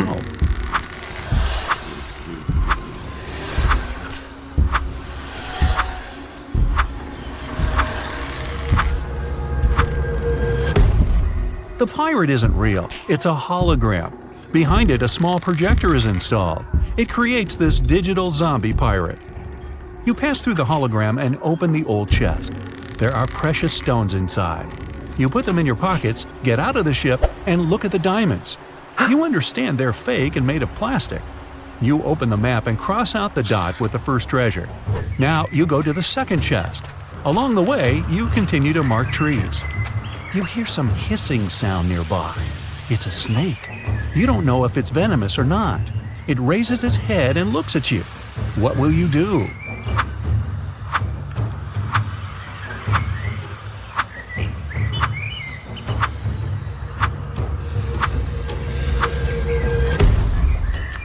Find a long stick and point it at the snake so that the reptile attacks it. Move to a safe distance and wait for the snake to crawl away. Hiss back loudly to scare the reptile off. You need to step back slowly not to provoke the snake. Now, when you're at a safe distance, just go around and continue on your way. The map leads you to a mountain cave. It's very dark and damp inside. You take out a flashlight, but it doesn't work. The battery has run out. You go into the jungle to make a torch out of twigs and leaves. But at that moment, it starts to rain. Look carefully at the cave entrance and think about how you can light it up.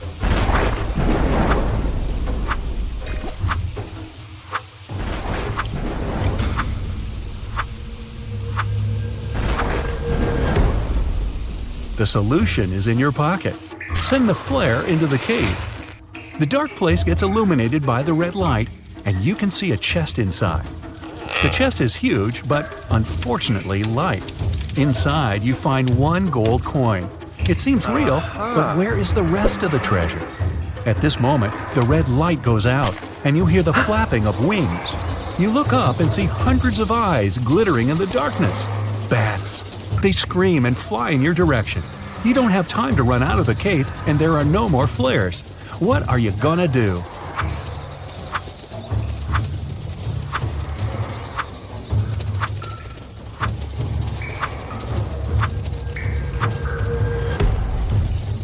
Hide in the chest. There's lots of space. You jump in and close the lid. Bats fly past you and beat their wings against the chest. There is a crashing sound. You can feel the ground trembling beneath you. Then there's silence. You get out of the chest, go to the exit, and find that it's blocked by large stones. Fortunately, your phone is still working and can catch a signal. You call the rescuers and give them the coordinates of the island. That's not enough. The island is rather big, and the rescuers need the exact location. What will you tell them?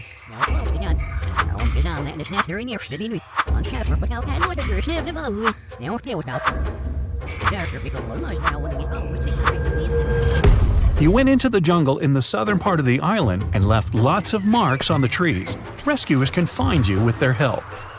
That's all. Now you just have to wait. A few hours pass. You've drunk all the water and fallen asleep. The rays of the sun wake you up. Someone has removed the stones and cleared the exit. But who did this? Rescuers or someone else? You cross out the second place on the map and head to the last treasure point. You make your way through the jungle and notice a grizzly bear nearby. It sees you too and stands up on its hind legs. The beast looks extremely unfriendly. You scream to scare the animal away, but it's not working. What shall you do?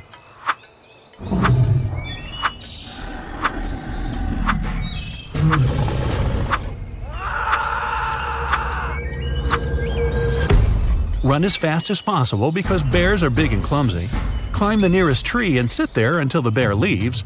Lie on the ground in the fetal position and don't move. Bears run fast, so it'll easily catch you. They can also climb trees. So lie down on the ground and freeze. The bear sniffs at you for a few minutes, then walks away. According to the map, you have already come to the place where the third treasure is, but there's nothing around. It must be hidden underground. Natural diamonds might be here, gold might be hidden over there, and pearls can be right there. Where should you dig?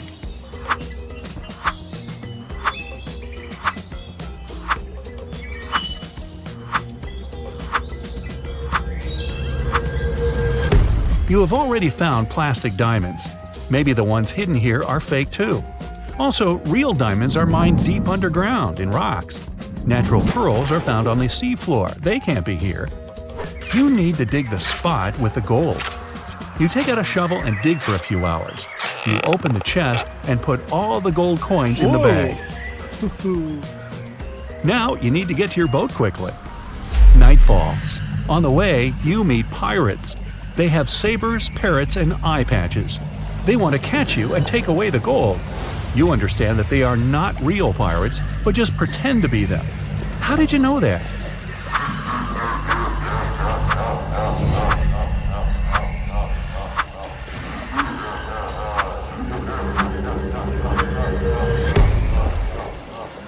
The first pirate has a watch on his wrist.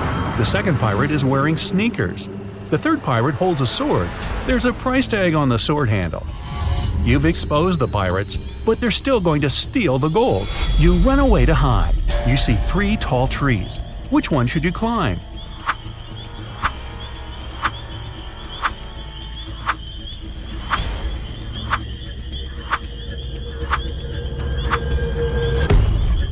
There's a venomous snake hidden among the leaves of the first tree. When you look at the second tree, you notice a broken branch. You climb the third tree and wait for the fake pirates to pass by. Why is everything fake here? What's happening?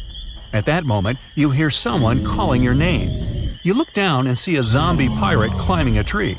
You think it's another hologram, but the pirate grabs your foot with his cold, bony hand. You scream, and the pirate disappears. Did you see a hallucination? Was it a dream or reality? How do you find out?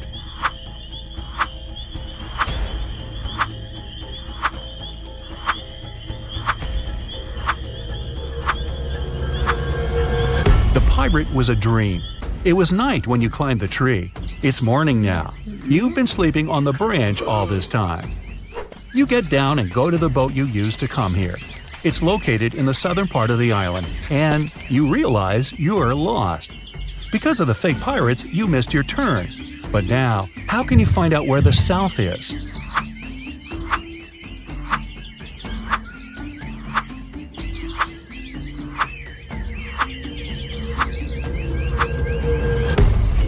You need to look at the sun. It sets in the west, so you can figure out where the south is.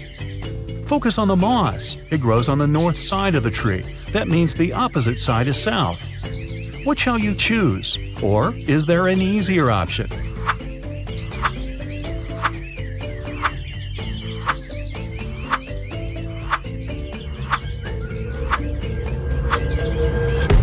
You have a compass, remember?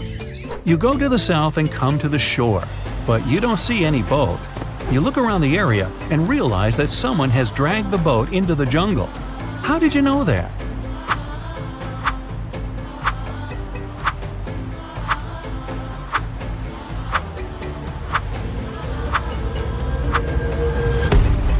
There were human footprints and a long trench left by the boat in the sand. Someone was pushing it. You follow the trail and find the boat. It's hidden among the leaves and bushes. But you don't rush to get it because it's a trap. Why do you think so?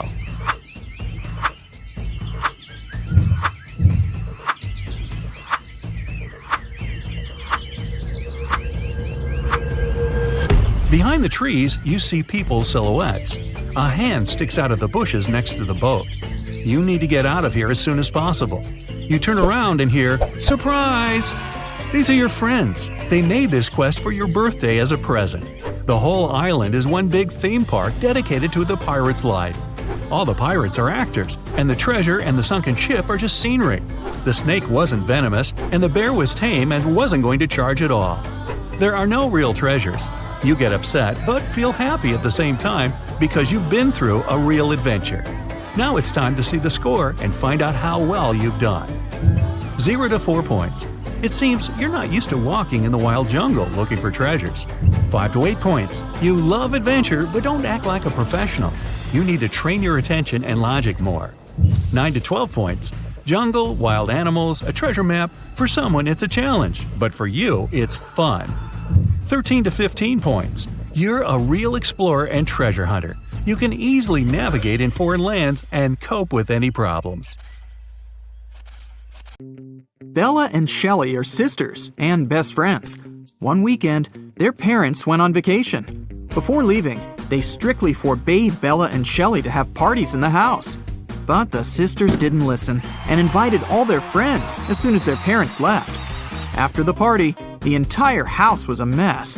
So, Bella and Shelley hired a cleaning lady to get rid of any evidence of the party. When their parents arrived home, their mother, Jessica, began to yell, "I told you, no parties in this house!" How did she know?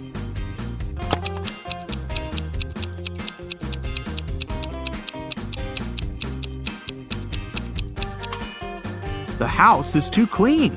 There was dust on this glass vase when the parents left, but now it's fresh and clean. Jessica asked Bella and Shelley to mow the backyard lawn.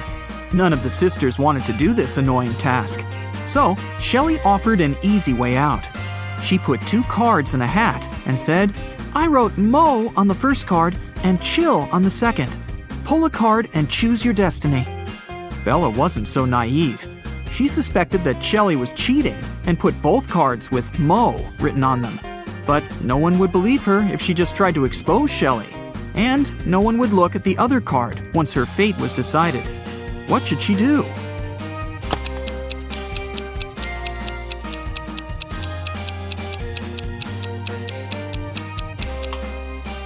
When asked to draw a card, Bella should pick any and destroy the paper without looking at it. In this case, to decide her fate, they'll have to look at the other card, which also says mow.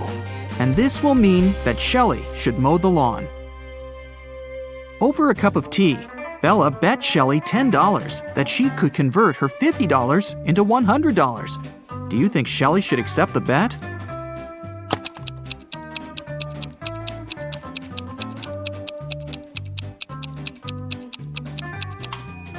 There's no logical reason behind accepting it. If Bella isn't able to convert the money, she'll lose the bet. But she has only $10 to lose.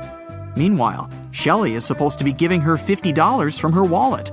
Thus, even if Shelley wins the bet, she'll still lose $40. Bella and Shelley have a certain number of candies. If Bella gives one candy to Shelley, they'll have an equal number of candies. But if Shelley gives one candy to Bella, then Shelley will be left with half the number of candies that Bella has. Can you find out the number of candies they have right now?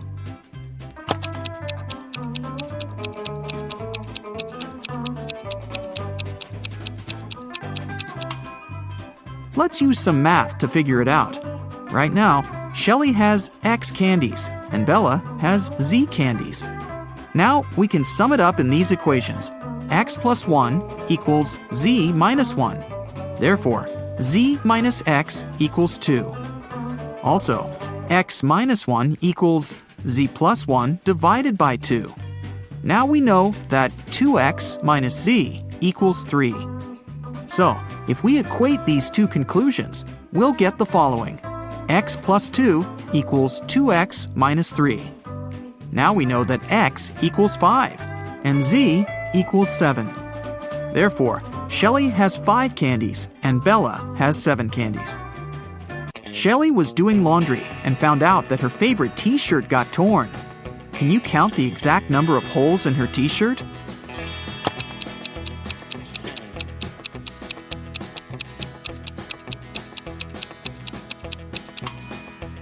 The answer is not 3 or 6, which most people must be guessing. The correct number of holes is 10. 1 hole for the neck, 2 holes for the arms, 1 hole for the torso, 3 holes in the front, and 3 holes in the back. Bella went to the basement to find her old books. Suddenly, the bulb burned out. Bella took the new bulb to replace it, but the wires are very tangled. Can you find the correct switch that will turn on the bulb?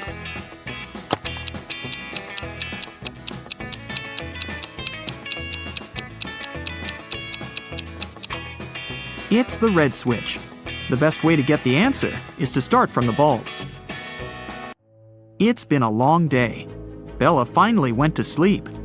But when she saw her bedroom, she yelled and ran away. Can you tell what's wrong here?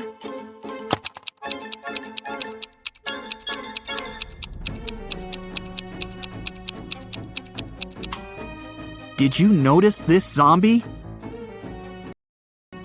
Bella ran to the living room and shut the door. Is she safe here?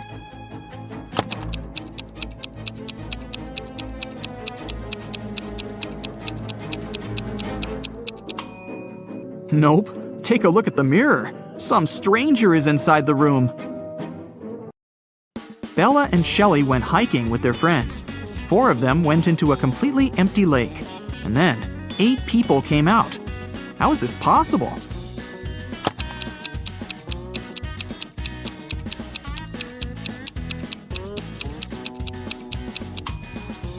Four people were sitting on the shoulders of the other 4 when they were getting inside the lake. The guys made a stop to have a picnic. They began to play football. During their play, Bella's boyfriend, Rob, busted his lips and ears and broke a couple of ribs and thighs.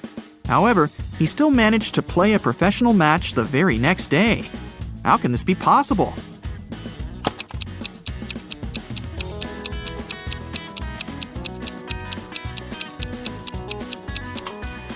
Rob knocked on his food plate accidentally while playing.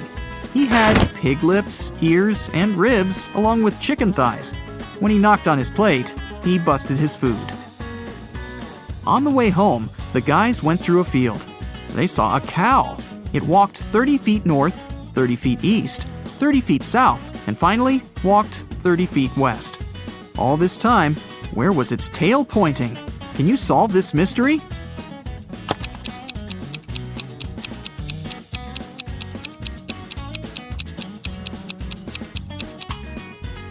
Downwards, of course. The guys rented 4 scooters in 4 different places and hit the road. They agreed to meet in a cafe at the gas station. Here's the map. Can you tell which scooter will reach the destination first?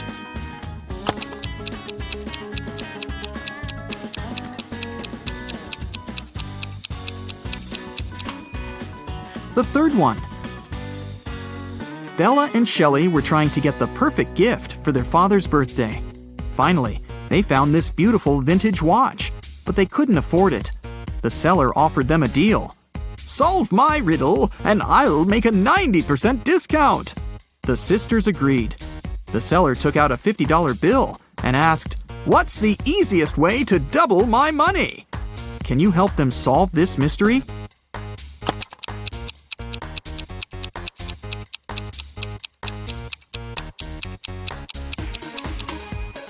They should put the bill in front of a mirror. The sisters decided to have lunch in a cozy little cafe. The cook offered them tomato soup, mushroom salad, chicken wings, octopus, and mushroom pizza. Can you help them choose the safest food?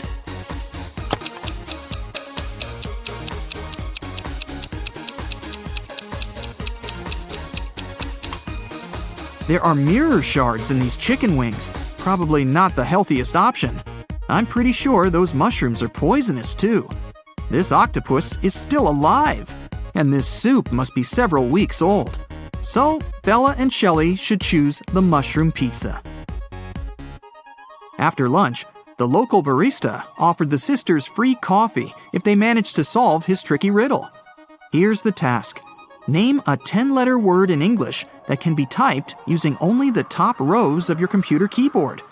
Can you help the ladies get their free coffee?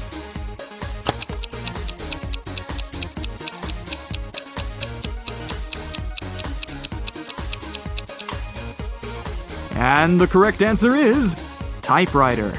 Great job! Shelley got a job at a restaurant. One night, a cook, a cobbler, and a doctor went to dinner together and asked Shelley to split the bill equally among them. When the bill arrived, it was for 4 people. How can this be possible?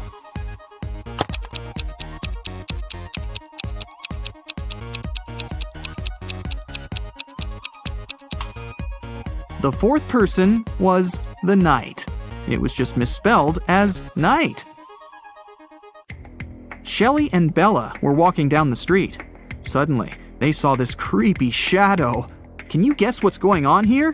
Should they be worried?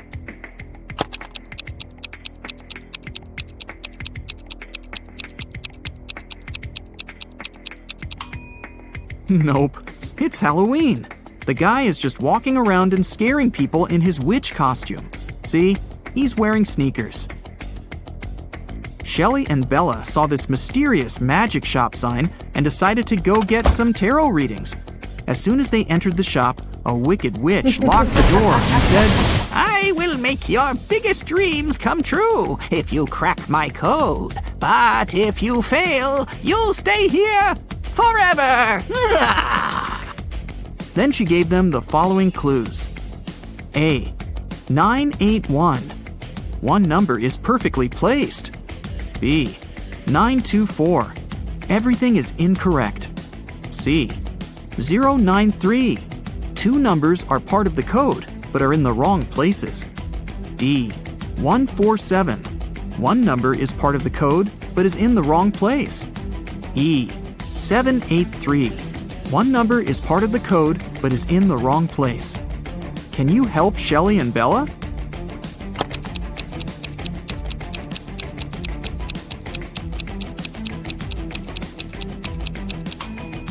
From clues A and B, we learned that 9 is not in the code. It also means that 8 or 1 is in the code for sure. According to clue B, we know that 9, 2, and 4 are not in the code. From clue C, we know that 0 and 3 are in the final code.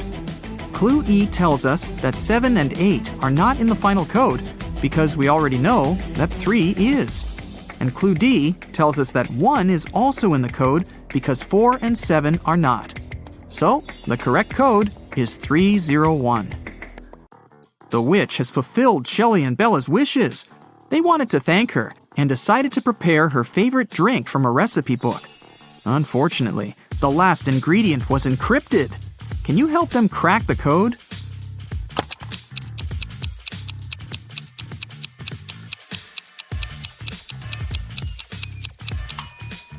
They should add a tier of a Triton. After visiting the witch, Shelley met a handsome guy, Tom. They had a perfect date. Shelley couldn't believe that he was real. She thought it was an illusion created by the witch's spell. So she decided to test the guy's logical skills.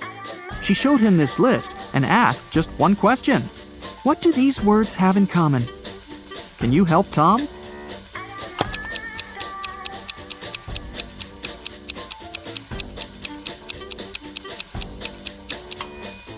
If we remove the first letter of each word and place it in the end, you'll be able to read the same word from the beginning and the end. Can you figure out the next number in this sequence?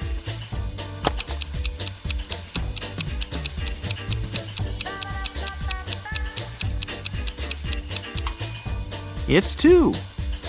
To make the puzzle seem harder, all digits are placed apart. In fact, the sequence consists of 2 different sequences. The first one is 2, 3, 4, 5, and so on.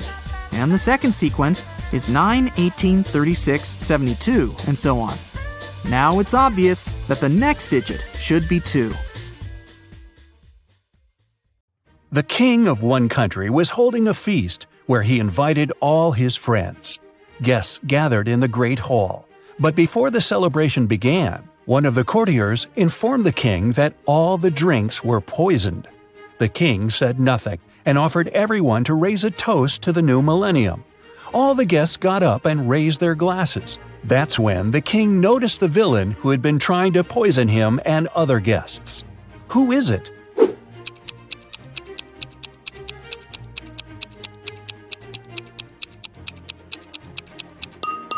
The guy over there is holding an empty glass. He knows the drinks are poison, so he hasn't poured anything in his glass. Once, on a cold winter night, someone stole jewelry from a famous singer's house. The thief didn't manage to run far away because a police car was passing by. The burglar hid the bag with the jewelry in the snow and disappeared into the crowd. Detective Anderson managed to catch 2 suspects. Look at them and try to guess who robbed the singer.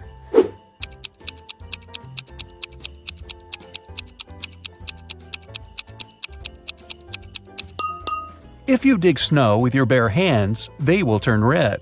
This man has red fingers and palms. But that woman could dig snow wearing a pair of gloves, so she could be the thief too. But she wouldn't be able to run in such high heels. A university professor enters a lecture hall, where his colleague, an elderly teacher, is giving a lecture on quantum physics. He's drawing formulas on the board, and his students are using their laptops to take notes. The professor knows that one of these students is sleeping. He starts walking around the room, stopping behind each of them in turn. Who is dreaming right now?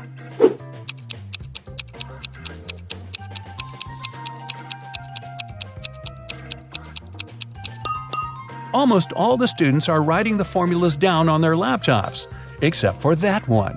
His screen is off. That's because he's fallen asleep.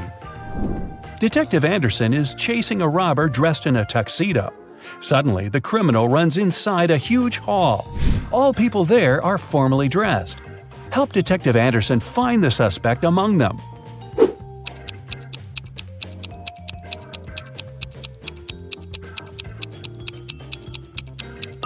Catch that guy. He's sweating because he's been running. Leo's boss yelled at the guy because he hadn't completed his weekly work plan. Now Leo has to spend his entire weekend in the office finishing his work. The boss took Leo's magnetic card so that he couldn't leave the building. Several hours had passed. Leo feels hungry. There's no water or food in the office, but there's a fridge and cooler in the next room, behind the door with a magnetic lock. On Monday, Leo gives his boss the completed report. Somehow, the guy managed to get food and water. How did he do it?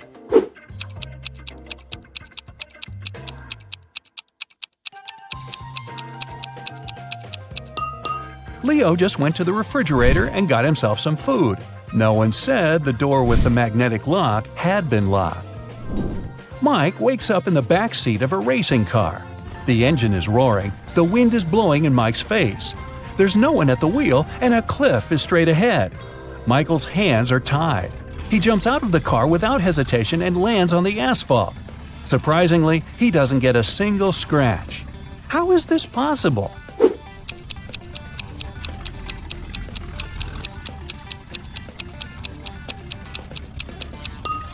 The car isn't moving, just its engine is running. Victoria approaches her house. The light bulb turns on automatically and lights her way to the door. Victoria inserts the key and goes inside. A couple of hours later, the doorbell rings. She looks through the peephole and sees a silhouette of a man wearing a hat. Victoria is afraid to open the door, but not because it's a stranger, but because it's not a human. Why does she think that?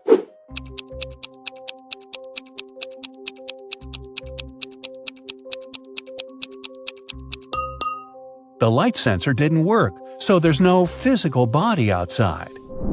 There's a huge airplane hangar on the edge of the desert. Pilot Tyler steps inside and notices a cat sleeping near the ceiling on one of the beams. Tyler decides to save it. There are no stairs and nothing else that can be used to get there. The only thing Tyler sees is a large puddle of water on the floor. So, how did the cat get there?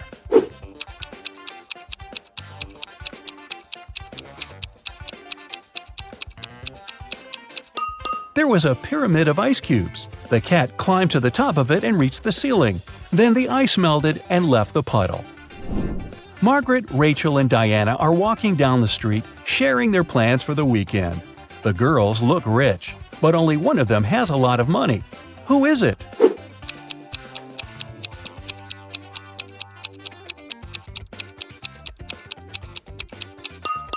It's Margaret. You can notice the key to a Ferrari in her bag. While leaving her house, Sandy takes her sunglasses out of her bag and accidentally breaks them. Now she needs to buy new ones. Sandy calls a taxi and arrives at the street with fashionable boutiques. The best glasses in the city, the sign on the first building claims. The best glasses in the world is written on the second boutique. The inscription on the third store is the coolest. Sandy heads there. What is written on the third store?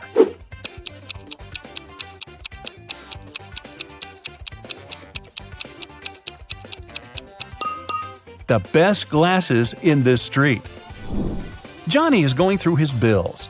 $50 for electricity, $39 for water, $70 for a bag, $448 for a new phone, $52 for dinner at a restaurant, $589 for a computer, $637 for a room in an expensive hotel.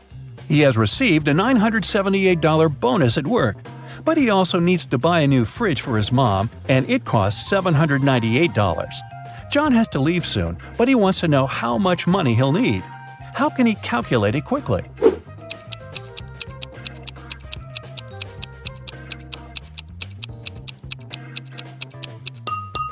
He should use the calculator app on his phone. The simplest answer is often the right one. Detective Anderson investigates the case of missing purebred puppies. He has a list of 3 suspects. He visits each of them. The first suspect is a young girl. She says she spent the previous day with her friends. And she's also allergic to dogs. The second suspect is an elderly man. He says he hasn't left the house for the last few days. The third one is a famous video blogger. She says she was making YouTube videos all day. Which of them is lying?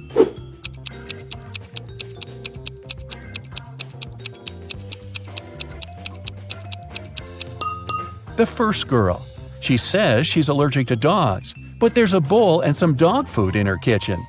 Jessica is walking down a cold street in an abandoned city. The temperature is so low that steam is coming out of her mouth.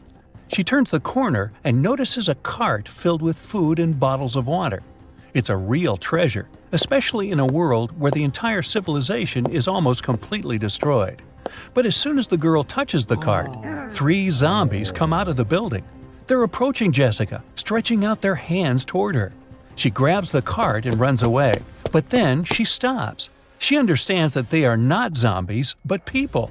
How has she figured it out?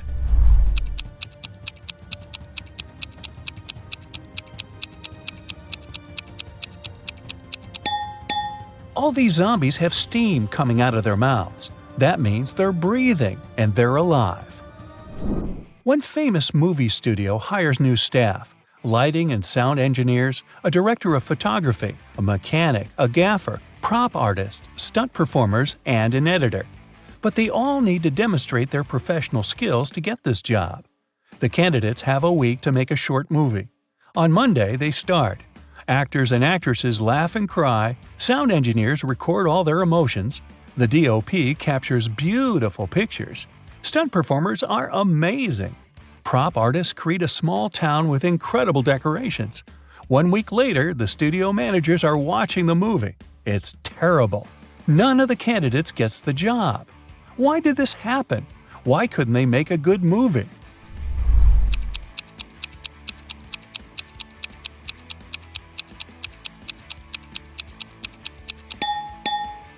There was no director among them, and no screenwriter to write a script. 2 friends are sitting at the same table in a cafe. One of them is speaking about the extinction of dinosaurs. He's saying scientists are going to get the genetic code of these ancient creatures. The second friend is talking about his sister's party. There were a lot of cool people, great music, and delicious food.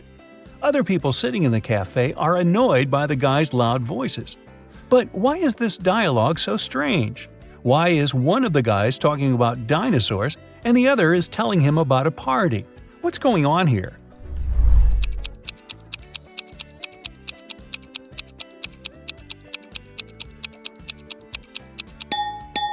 These 2 guys aren't speaking to each other. They're talking on their phones through headphones. It's nighttime. 3 girls are standing in line at an ATM inside a bank. The first girl is getting some banknotes. The second one is looking around. The third girl is typing on her phone. Which one is a thief?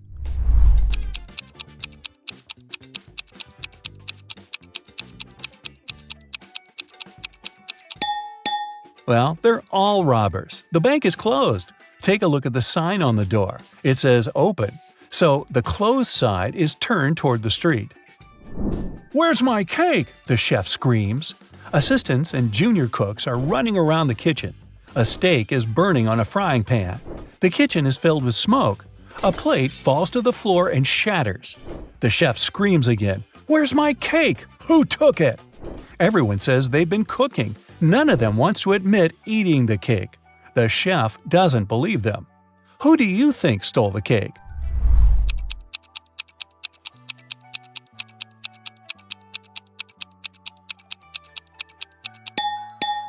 Nobody. The cake is in the oven, see? Jack is in a cold cell. There's only bare ground under his feet.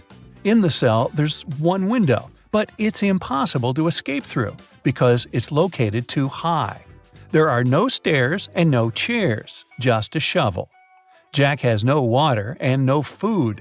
He needs to get out of there in 2 days, but he can't dig a tunnel since the walls are too thick and go deep underground.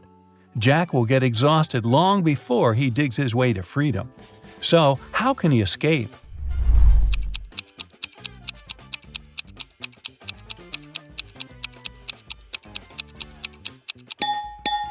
He needs to dig a large hole in the ground and use the dirt to make a small hill. He can then climb it and reach the window. Marty walks around an IT university building. 3 people are following him and discussing something. Marty enters the Hall of Holograms. People walk inside too. Marty sits down on a chair. As for the three people, they go on the stage, still talking.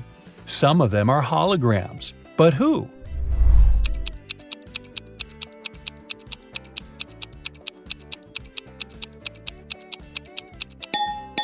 This guy has a flashing nail on his right index finger. This girl has two left hands. The girl in the middle is slightly transparent. They all seem to be holograms. But wait a minute. Take a look at Marty. He's sitting on a chair, but his body isn't touching the surface of the seat. He's not real either. It's early morning. Sam leaves the house and goes to the lake. The sun hasn't risen yet. The water is crystal clear. Frogs are croaking in the distance. Sam takes several photos of nature and one selfie. He posts the pictures and writes this caption: "I've had a great run. There is nothing better than a morning workout, my dear followers. Have a great day." After that, the guy returns home and goes back to bed. He sleeps until lunch and then takes his phone and sees hundreds of comments. "Ha ha ha, I wish I had such a run." Dude, why do you deceive us like that? Here it is, a real day of the champion. Obviously, people have found out that Sam didn't run in the morning. But how?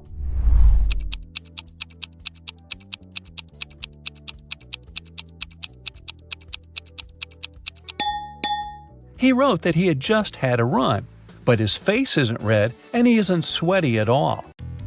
Who is wanted?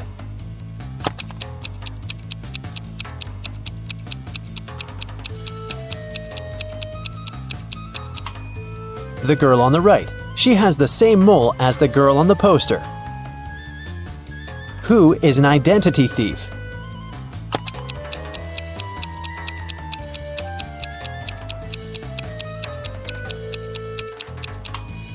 It's the man on the right. His real ID is sticking out of his backpack, which means he must be showing a fake ID.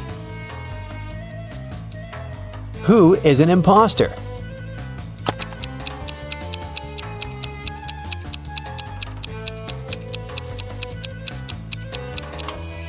The girl on the left. The script she's reading is turned upside down. It means she only pretends to be an actress. Who is the real thief?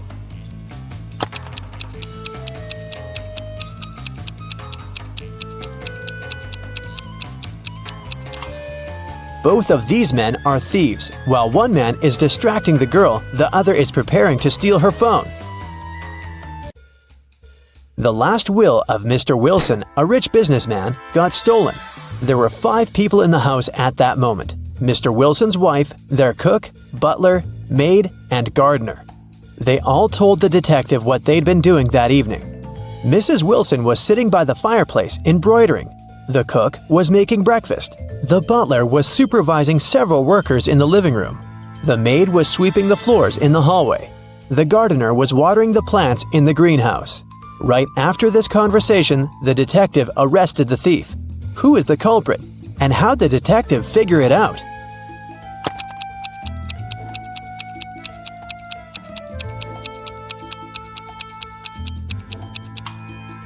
The cook is the thief. He said he'd been preparing breakfast, but the crime happened in the evening. Lily owned a flower store. One day, she got a call from the police. They told her that her shop had been robbed. When she arrived, shards of glass were on the ground near the store, and the pots and plants inside were broken. The police questioned 3 suspects.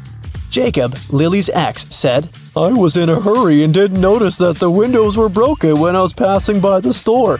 I only realized what had happened when the police called me." Camille, Lily's friend, said, Lily asked me to help her with something in the store. When I arrived, everything had already been broken. I called the police immediately. Matt, Lily's ex-coworker, said, I was walking nearby and I saw someone breaking a window and sneaking into the shop. I left my phone at home, so I ran to the police station. "Can you guess who's lying?"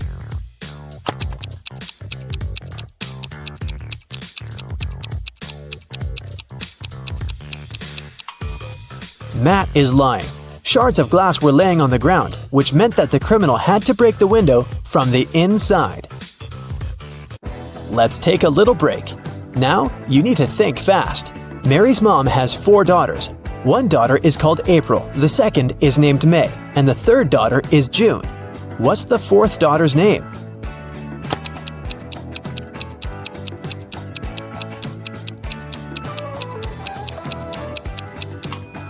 It's Mary, of course. Who doesn't belong to this list? Napoleon Bonaparte, Queen Elizabeth, William Shakespeare, Sherlock Holmes, Aristotle, Christopher Columbus, Donald Trump.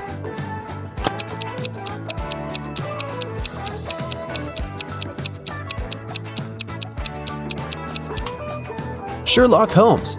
He's the only fictional character on the list. 8 girls are in the house and each of them is busy with something.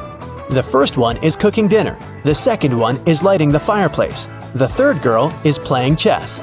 The fourth one is reading a book. The fifth girl is drawing a picture.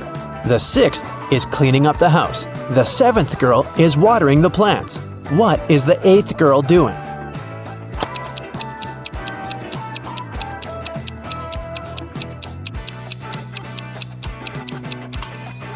She's playing chess with the third girl. One woman turned 40 in 1850, but in 1860 she was 30 years old. How could this happen?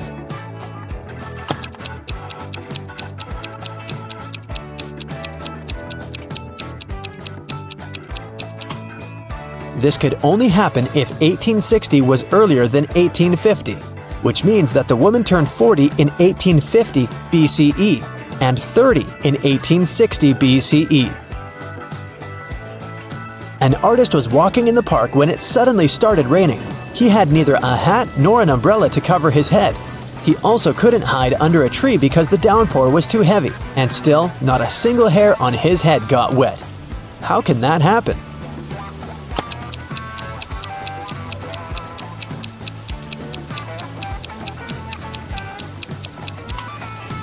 The artist was bald. Now let's get back to our detective riddles. Robert won $1 million in the lottery. He decided not to tell anyone about this, including his wife. At home, he put his money in a safe hidden behind a painting. The next day, the money disappeared. The police invited all the suspects for questioning. Emily, Robert's wife, said, "In the morning, I went to my husband's home to clean up there. The safe was open and there was nothing inside." James, Robert's business partner, said, "Poor Robert, he always wanted to win a lottery. I stayed at home all day and yesterday and watched TV." And Mark, Robert's friend, said, "I was at the gym last night, then I went home. I can't imagine why anyone would do this." The police arrested the thief. Can you guess who it was?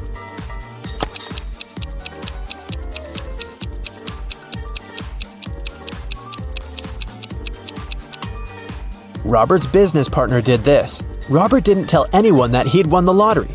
His wife noticed an empty safe when she entered the office, but she didn't know what was inside. Marina was participating in a figure skating championship. She was a very strong competitor, and many people believed she could win. When the time for a warm-up ran out, all the participants started preparing for the performance. Marina was the first. She was amazing, but suddenly she tripped, fell down, and broke her leg, which made her unable to continue. The investigation revealed that someone had ruined her skates. The police interviewed 3 suspects. Anna said, "I didn't do anything, but I saw Jacqueline and Kate walking into the locker room before Marina's performance. They're the ones who ruined her skates." Jacqueline said, "Yes, I indeed went into the locker room to take my things, but I didn't see Kate there." And Kate said, "Yeah, that's because I've been practicing in the gym until it was my turn. Besides, Anna is lying. I saw her in the locker room." Can you guess who's lying?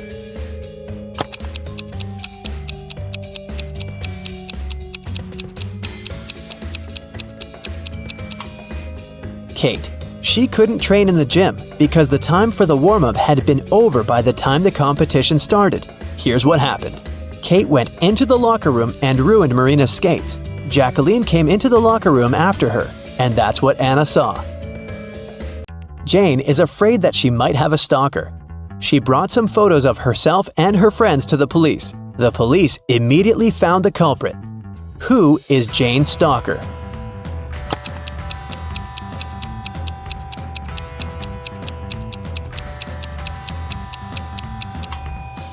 Jane's friend Mike. He's the only one who is present in all the photos, and sometimes he even tries to conceal his identity. The investigation didn't have enough evidence to prove the suspect was guilty. Detective Reed decided to investigate their house, hoping to find some clues, and he actually did find something. He discovered a secret room. However, it had a combination lock and the word "idea" written above it. Do you have any idea what the code might be?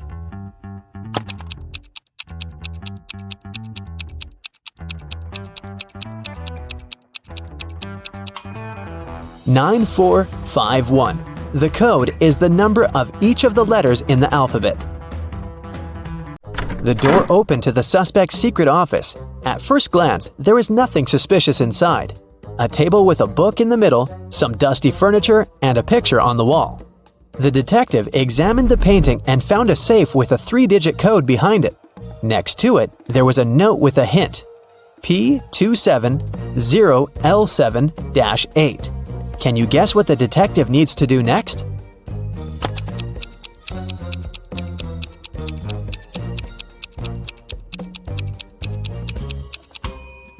The detective realized that the note meant page 270, lines 7 to 8. He should check out the book on the table. The detective found the necessary lines on page 270. They read, "After wandering through the desert for 4 days and 3 nights, I came across a couple of travelers. They fed me and gave me one of their camels." This is a clue that can help crack the code to the safe. What is it?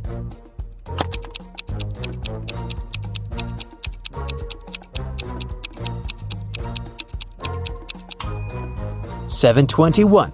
4 days and 3 nights make 7. A couple of travelers is 2. And don't forget about 1 camel." The detective opened the safe and found the evidence that proved that the suspect was guilty. In the middle of the night, someone stole a unique artifact from a museum. The museum guard claimed it had been a robber. Detective Reed arrived at the crime scene immediately and questioned the guard. The man said, I was walking around the museum. Suddenly I saw a dark shadow. I called out to them, but they didn't respond." But Detective Reed noticed that something was wrong with this story. Can you guess what it is?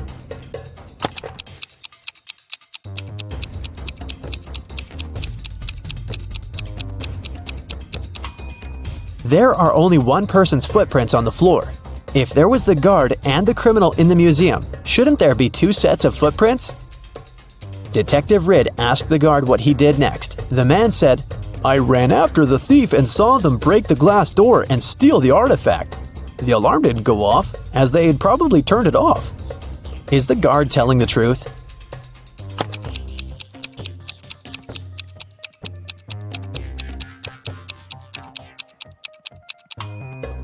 The door is indeed broken, but it's also open. It can only be opened with a key. It looks like someone opened the door to prevent the alarm from going off, and then broke the glass to hide the traces. The detective asked the man what had happened next. The guard said, "I ran up to the criminal and tried to stop them, but they sprayed something in my eyes, and I lost consciousness. When I woke up, I immediately called the police." Is he telling the truth?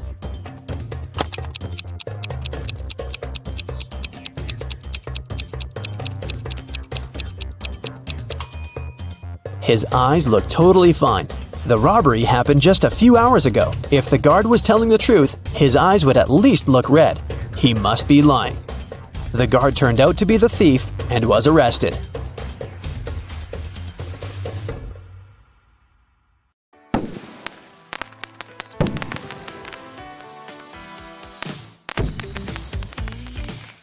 Vicki has as many brothers as sisters, but each of her brothers has only half as many brothers as sisters.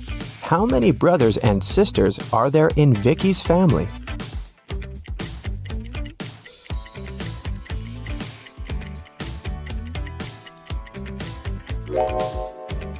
The correct answer is 4 sisters and 3 brothers.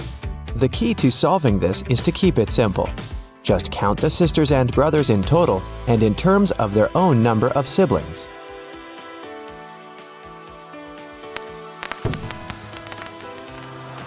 Vicki is a music teacher. One day, she came over to her student's house to give him a lesson. The door was unlocked, so Vicki got in. Her student, Mr. Green, was lying on the couch with the flu. He was very weak, and Vicki decided to call the 3 best doctors in this town. Since Mr. Green was really rich and influential, many people wanted to get rid of him. That's why his bodyguards had to search the doctors before they began any treatment. It turned out that one of the doctors was a criminal. Can you tell which one?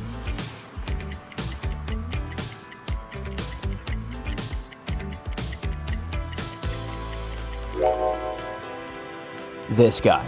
Why does he need an axe? Mr. Green got well and returned to his business duties. He runs a small company producing expensive diamond rings. On Friday, when the working week was finally over, he got a call from his bank. Mr. Green found out that someone had stolen all the money he had. He suspected that it might have been one of his employees, so he asked each of them what they'd been doing that day. Helen, the jeweler, said she always made 2 rings a day and showed all the rings she had made that week. Jesse, the sales manager, said that he had been busy meeting with the clients. And Amber, the cleaner, said that she'd been cleaning the office every day as usual, and she didn't notice anything suspicious. Who lied?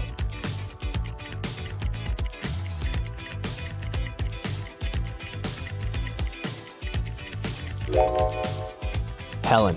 There are 5 working days in a regular week. She said she made 2 rings a day, but she only showed 8 rings. It means she missed 1 day of work. Vicki was walking down a shopping mall. Suddenly, she heard screams. Looking outside the window and saw 2 women in big trouble. Can you tell who has more chances to survive?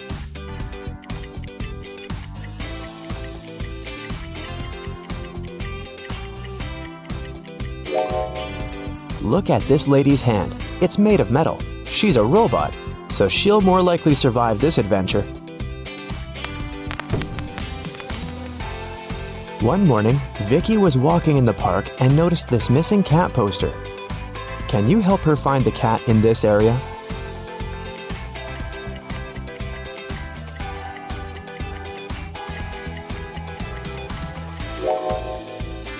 It's hiding in this old lady's bag.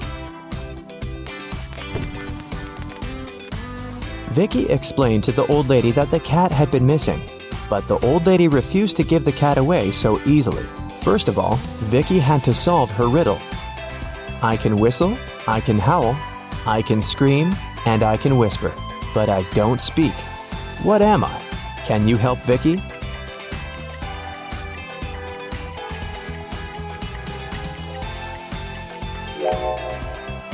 The correct answer is wind. After getting the cat, Vicki headed to its owner's home. She walked through this beautiful park. Can you spot what's wrong here?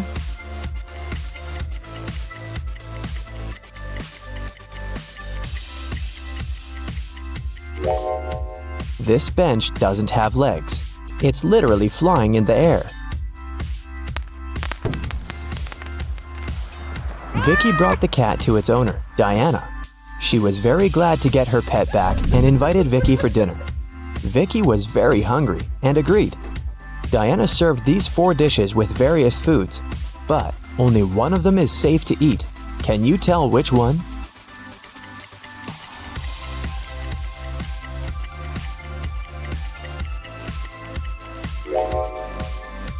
The coconut cake is sprinkled with some human nails. If you look closely at this tomato soup, you'll notice some metal nails.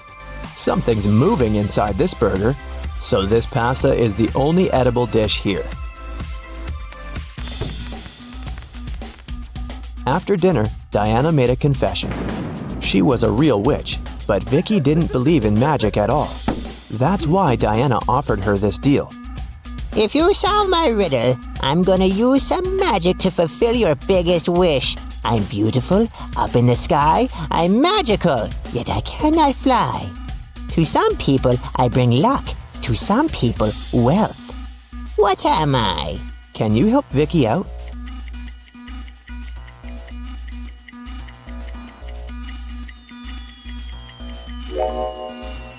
The correct answer is rainbow.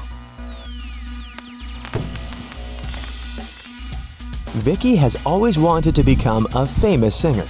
She received an invitation to a singing contest. Vicki sang beautifully and won first place. After the performance, she drank a glass of water backstage.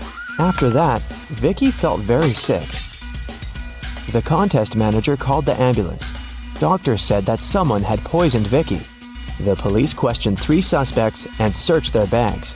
Lily said, "I was crying in the dressing room. This contest meant so much to me." Jessica said, "Who do you think I am? Singers should stand for each other."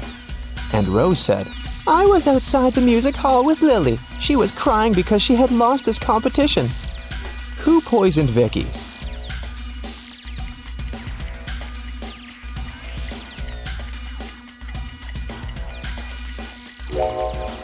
Lily said she was in the dressing room, while Rose said that they had been outdoors.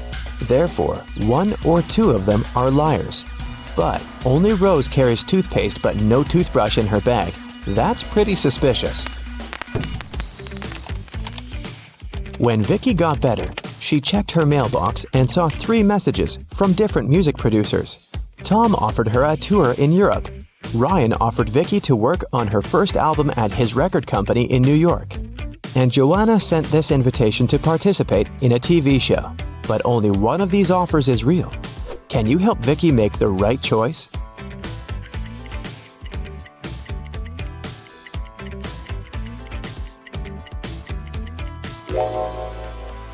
Joanna's message is spam.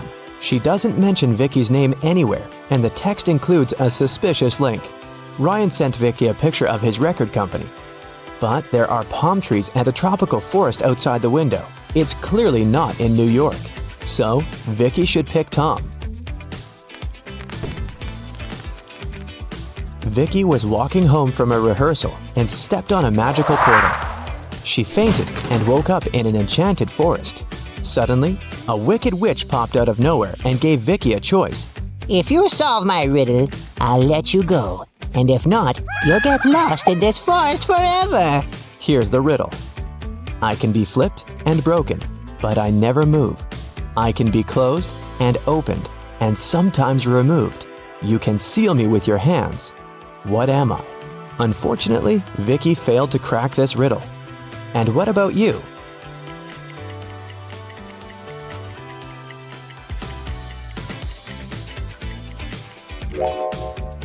The correct answer is a deal. The wicked witch left Vicki alone in the forest. Vicki searched the area and found 3 paths leading to the nearest village. The first path goes through hungry wolves. Giant mutant plants are waiting in the second path. They eat all mammals, including human beings.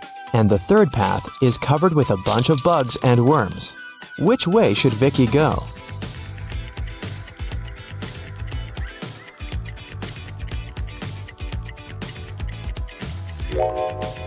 Although insects are gross, they are the least harmful to humans, so Vicki should choose this path.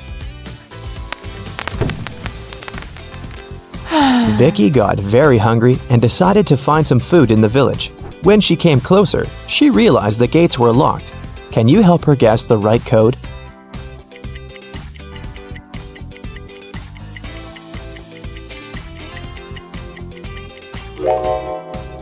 Take a look at the screen. It requires a 4-digit code. Someone decorated the gates with this symbol. It's a hint. If we divide this symbol into 4 parts, we will see that it's made up of 4 2s. So, Vicki should enter 2222 and come in. When Vicki entered the village, an angry pixie stopped her and said, Not so fast, lady. You gotta solve one riddle first. What should you do when you see a green man? Vicki cracked this puzzle right away. What about you?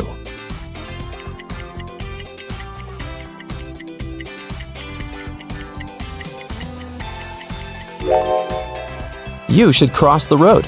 Vicki solved it so easily because she was standing next to a traffic light. It turned out it wasn't an ordinary village. Various magical creatures lived here together. Vicki entered the local club and asked for some food. But the owner, Werewolf Fred, said, "If you want to eat, you gotta work." Now Vicki's job is to check the guests' ID cards. She shouldn't let suspicious persons or those under 21 get inside. Take a look at these 3 ID cards and figure out who shouldn't enter the club.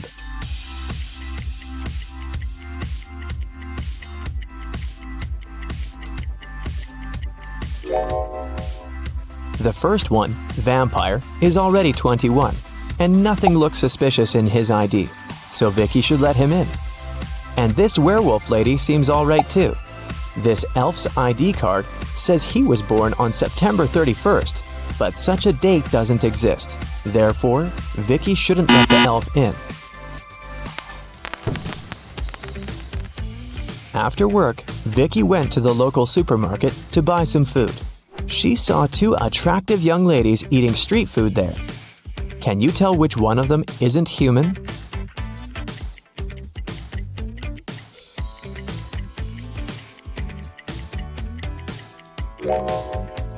Take a closer look at this ice cream.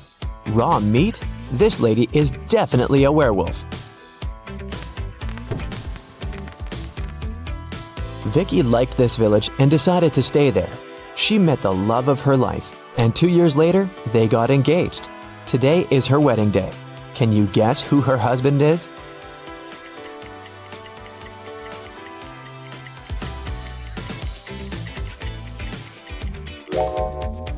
It's the third guy. He's wearing a tie, which means he attended the wedding, and he's wearing a ring too. The owner of the restaurant, Vegan Paradise, called the police. He was in a panic. "Someone has attacked our chef. He was taken to a hospital several minutes ago. Our rivals must have sent someone to ruin my business." When the police officers came to the restaurant, they learned that 3 people had been in the staff area during the accident. The first cook was cutting onions when the chef was hurt. He told the police his vision had been blurred because of the tears, and he hadn't seen anything. The second cook was peeling shrimps when the accident happened. He said he had been listening to music through his earphones, and he hadn't heard anything. The third person, a waitress, claimed she had been serving lemonade outside. Who's lying?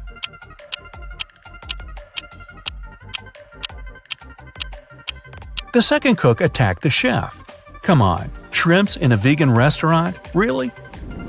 Wolf Paradox. 3 wolves were walking in the snow in a line. One of them says, "There are no wolves in front of me." Another says, "There's 1 wolf in front of me and 1 behind." The third wolf says, "There are 2 wolves in front of me and 1 behind."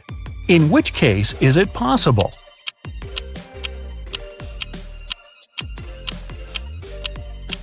It's possible only if the third wolf's lying. Puppy mystery. Emily had a puppy she loved to the moon and back, but those around her couldn't stand the adorable pooch. Emily's husband hated how much time his wife spent with the dog. Her friend Deborah didn't like that every time she visited Emily, she had fur on her clothes. And the family maid just wasn't a fan of animals. One day, Emily came home and didn't find her puppy. The woman was furious. Her husband told her he had just come back from work and knew nothing about the dog. Her friend got offended. "I left my scarf here last evening. I've come to pick it up." The maid claimed she hadn't even come close to the pup because of her allergy. Who knows where the pooch is?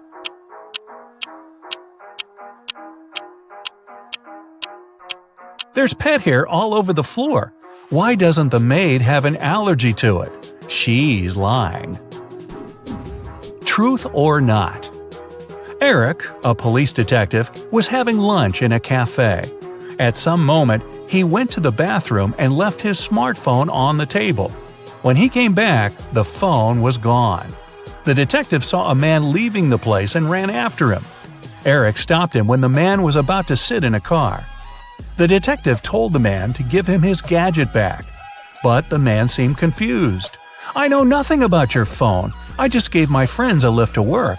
And he pointed at 2 men entering an office building. After hearing this, Eric immediately called the police. Why?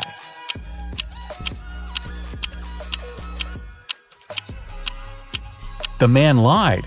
His car was a sports convertible with just 2 seats. The car wouldn't have fit 3 men. Who went out? In the middle of the night, Dennis was woken up by a loud crash. One of the kids must have been out. But they know they aren't allowed to leave after curfew. The man went to check on the children. All 3 of them, Catherine, Ruth, and Larry, seemed to be sleeping peacefully. Look at the kids and try to figure out who sneaked out of the house.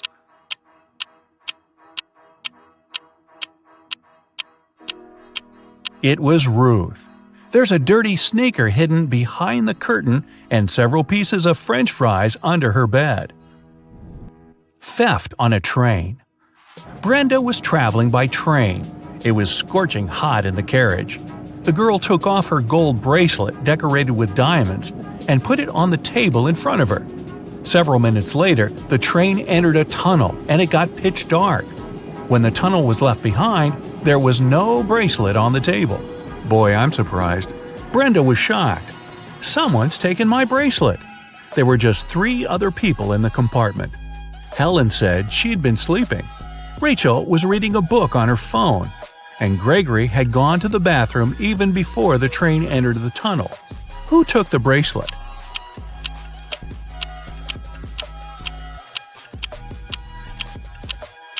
It was Helen. At first, she had her sleeves rolled up, but now they covered her arms down to the wrists, hiding the bracelet. Underwater fire. A sailor got a letter from his girlfriend. In this message, she told him she'd cheated on him. The man was so furious he managed to burn the letter under the water. After doing it, he got arrested. How was it all possible?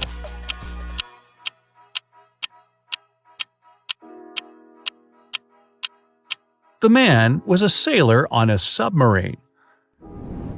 A New Year party. Emma was giving a New Year party. Everyone was having the time of their lives. But then, someone snuck into the kitchen and added something to all the drinks. Emma and all her guests got food poisoning. Only 3 guys were okay. They hadn't been drinking anything, and it looked suspicious. The first said he was into sports and had to stay fresh for his morning run. The second guy blushed but admitted that he liked Emma. He had been waiting for an opportunity to talk to her for the entire evening. And the third guy complained he had been having a stomach ache since the beginning of the party. He didn't want to make it worse by drinking anything. Who poisoned the drinks?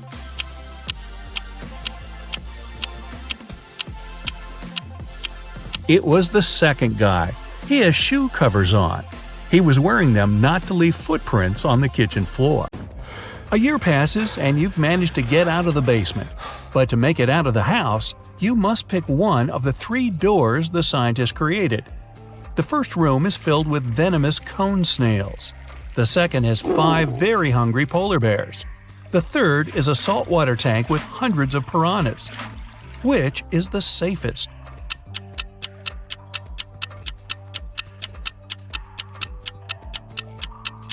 The third room. Piranhas are freshwater fish and can't survive in salt water. 3 prisoners are sitting at the table having dinner, but one of them is wealthy. Can you guess who it is?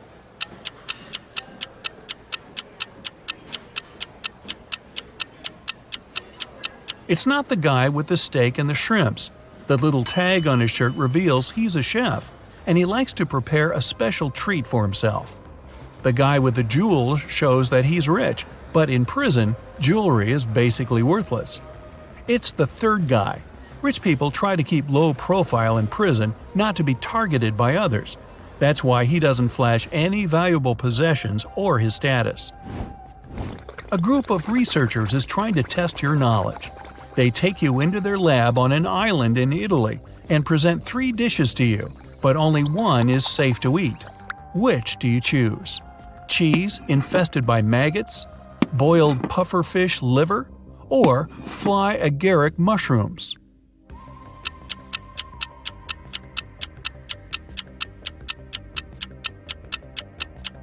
Pufferfish liver can be poisonous if it isn't prepared properly, and the fly agaric mushrooms are among the most dangerous in the world. Maggot cheese, on the other hand, is actually a delicacy in Sardinia, Italy, so it's perfectly safe to eat. Really? One day, you wake up in an arena without knowing how you got there. From the speakers, you hear that you must fight one of 3 hybrid animals. Which one do you pick to stay alive? A polar bear with the head of a rattlesnake, a hippo with a lion head, or a hybrid with the face and body of a great white shark and the limbs of a jaguar?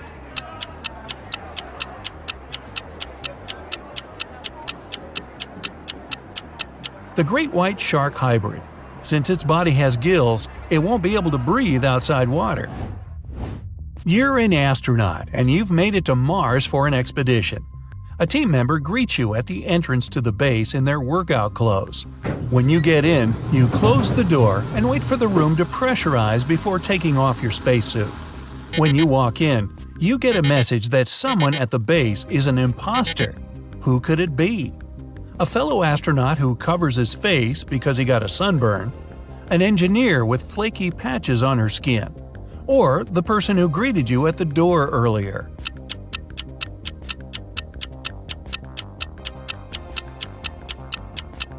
The person you saw earlier. If they were human, they wouldn't survive outside the base in the planet's atmosphere. While walking in the forest, you come across a mysterious local that blocks your way. He tells you if you solve his riddle, you're free to go. But if you don't, you'll have to stay in this forest forever. The riddle goes like this. You're seas without water, coasts without land, towns without people, and mountains without land. What are you?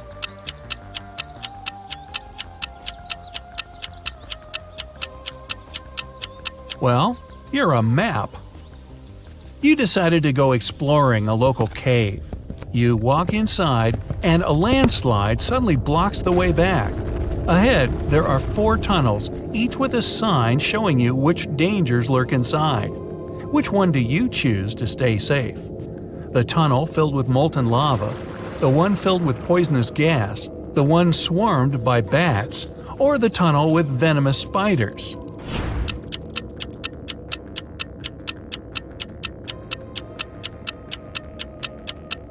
You pick the last one. Spiders don't hunt humans for food and usually avoid them altogether. You just moved into a new town with only 2 barbers. You visit both their shops to decide which one you should pick. The first shop is a bit messy, and the barber needs both a haircut and his beard trimmed. The second shop is shiny, tidy, and the barber is well shaved with a perfect haircut. But you decide to go to the first shop. Why?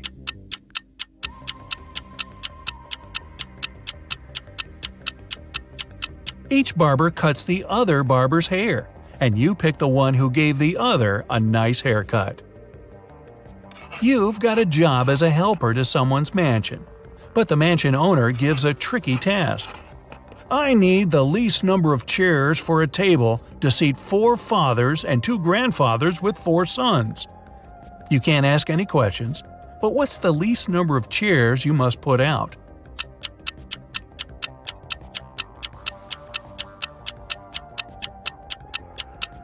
Four. The fathers could also be grandfathers, and they're all sons. Mary was selling a rope for $3. The buyer gave her $10, but because she had no change, she went to the grocery store next door to get some. She then returned with $7, but then the clerk from the store came outside to tell her that she gave her a counterfeit bill. Mary called a detective, and she must tell him how much she had lost. What should her answer be?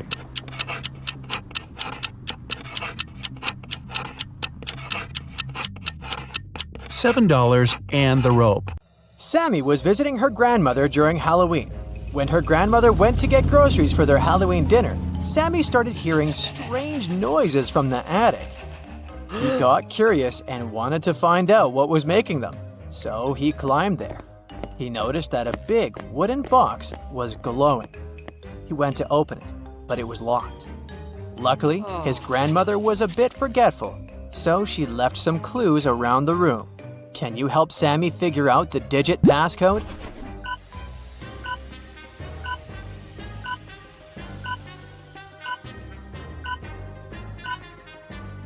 Take a look at these books stacked next to the box. Did you notice that these 4 books have numbers instead of titles on their covers? Those must be the numbers he needs to open the box. So the passcode is 4203. After Sammy opened the box, he started hearing the whispers again. They were coming from the strange book that was in the box. The book was saying, "Open me, but to do that, you need to answer the riddle on my cover.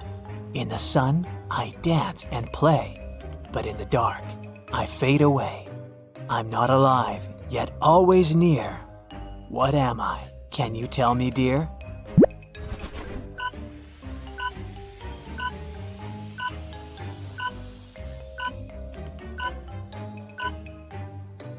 The answer is a shadow. As soon as Sammy opened the book, it magically teleported him to a dark forest. He started panicking and running around frantically. That's when he spotted an owl sitting on a branch. The owl said, "Lost friend, I can help you find your way out of this labyrinth of trees, but first, you have to hear my riddle. I'm not alive, but I can reflect your fear. Look into me, and I'll always be near. What am I must be crystal clear." Do you know the answer?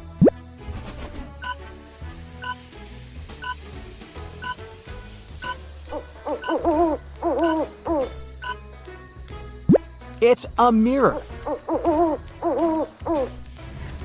The owl guided Sammy to a wizard's cottage. Then, Sammy explained his situation to the wizard and convinced him to help.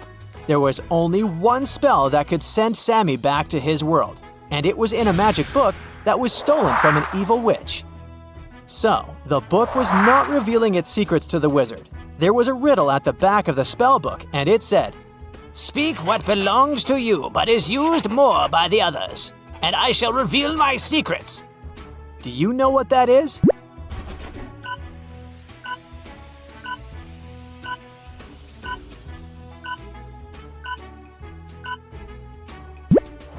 It's your name. The Monster Hunters Agency was suspicious that a witch had crossed into our world from the supernatural realm. After following the magic trail the witch left behind, they got suspicious of 3 people. So they placed hidden cameras in their rooms and started observing them sleeping to figure out who the witch was. Can you help them?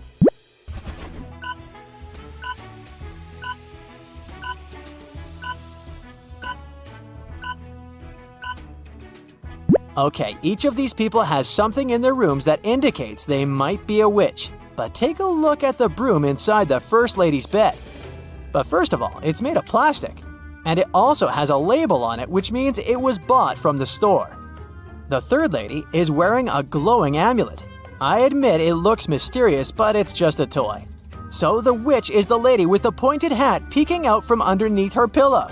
And if that doesn't convince you, her black cat sleeping on the other side of the bed will. Amy's town had an old museum that the residents believed to be haunted. Amy and her friends decided to spend the Halloween night inside the museum to have some spooky fun. When the clock struck midnight, all the portraits hanging on the museum walls came to life. Then a portrait of a lady started screaming for some help. She told Amy that the former employees dared to make a fake version of her portrait, and she wanted Amy to destroy it. But once Amy saw the fake portrait, she spotted 3 differences from the original and assured the lady that it couldn't hold a candle to the original. Can you spot them too?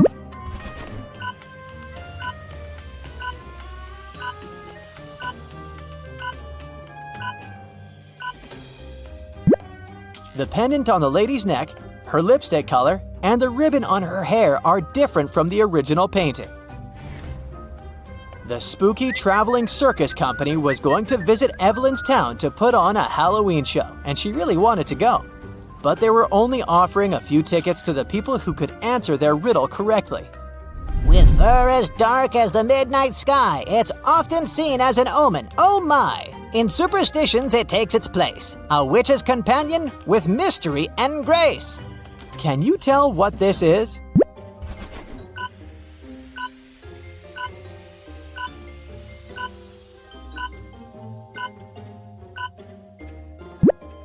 The answer is a black cat. The circus company required all the audience members to come to the show dressed in costumes. So Evelyn headed to the shopping mall to get herself a costume.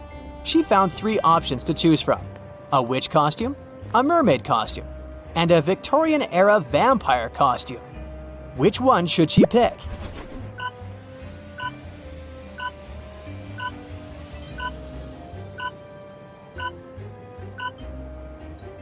Take a look at the back of the witch costume. It says it's made out of paper, so it'll not be a good idea to wear that. And the mermaid costume is all teared up at the back. So she should choose the Victorian-era vampire costume. It may look bloody, but it sure fits the theme. It was finally Halloween, aka the day of the show. Evelyn headed to the circus tent to wait in line to enter the venue. But 3 strange things among the people caught her eye. Can you spot what they are?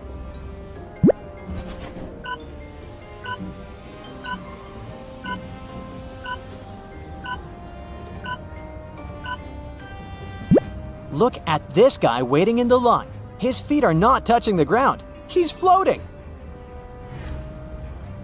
Evelyn also saw her friend Edward waiting in line. As they started waiting together, she learned that Edward's ticket was from the first row, and they wouldn't be sitting next to each other. When the circus manager overheard them talking, he suggested that he might be able to change Evelyn's seat. Then he brought 3 chests, put the new ticket into one, and told Evelyn to follow it. If she was able to tell which chest the ticket was in by the end, he would give it to her. So, watch the manager move the chests and help Evelyn win the ticket.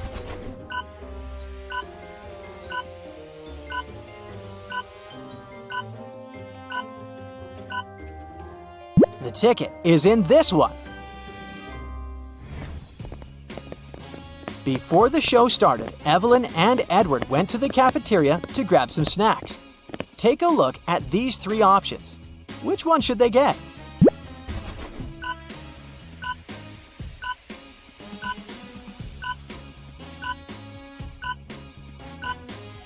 Take a look at the date that's written on the potato chips package. According to it, the chips expired in 1980, so that's a pass. And take a look at the small note below the ice cream. It says it's earwax flavored. Nobody wants to taste that, so they should pick the popcorn. The gooey thing on top of it is just caramel sauce.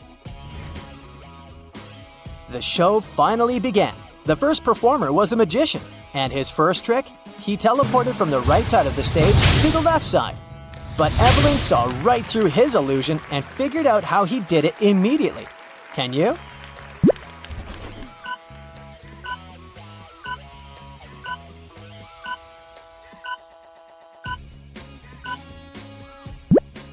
Look behind this curtain. There is a portable projection machine. It sure has something to do with that. As the spooky show continued, Evelyn realized that something was off with some of the performers on the stage.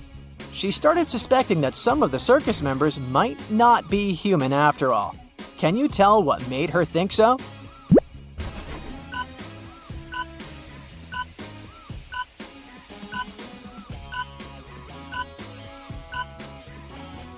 Take a look at the singer first.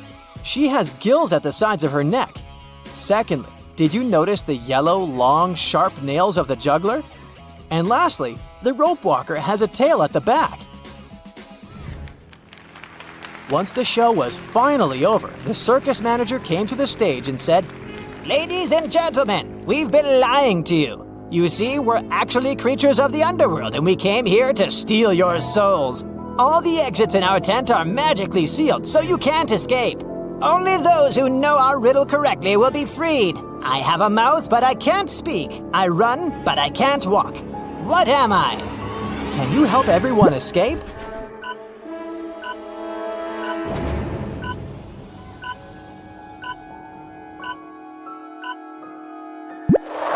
The answer is a river.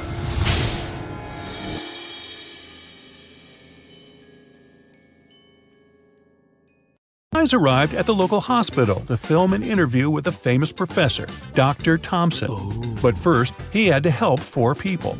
Kyle complained, "I'm misophonic. I wash my hands 100 times a day." Kelly explained, "I'm afraid of heights. I can't even ride a bike." Fred complained, "I have a strong fear of water. I can't even look at a faucet." And Jenny claimed that she had claustrophobia. She always fainted in elevators. Dr. Thompson knew for sure that only one of these people told the truth. Can you tell who?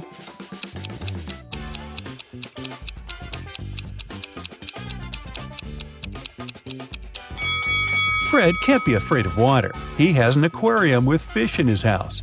Jenny lives in a tiny van, so she can't have claustrophobia. And Kyle's apartment is too messy for someone who has a fear of dirt and germs. So it's Kelly. She sleeps on the floor, which is normal for someone with an abnormal fear of heights. Next stop, creepy caves.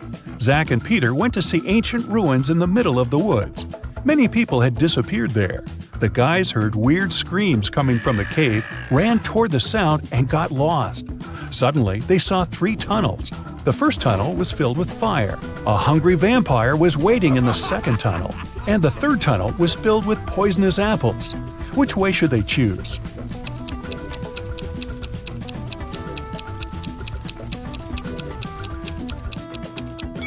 The third tunnel is safe. The guys don't have to eat those apples. After their epic adventure in the cave, Zach and Peter went to the supermarket to buy some groceries. I'm guessing the apples made them hungry. Can you see a ghost in this room?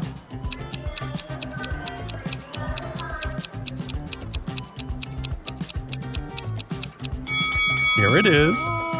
Peter and Zach found out that people had seen some zombies in this abandoned town. So they decided to make a stop there and check for themselves. The town looked empty. The guys were very disappointed. But suddenly, a crowd of hungry zombies popped out of nowhere and started chasing them. The guys ran into a hospital and locked the door. Zombies began breaking the door down. Luckily, a helicopter with a rescue team arrived quickly. It was going to land on the roof. Zach and Peter needed to get there as soon as possible. Help them find the shortest way.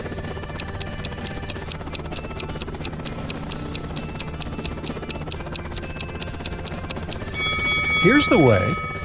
After saving the guys, the rescue team invited Peter and Zach to go skydiving together. They agreed and put on parachutes. They took this picture inside the plane right before the jump. Can you tell which of these people is in danger?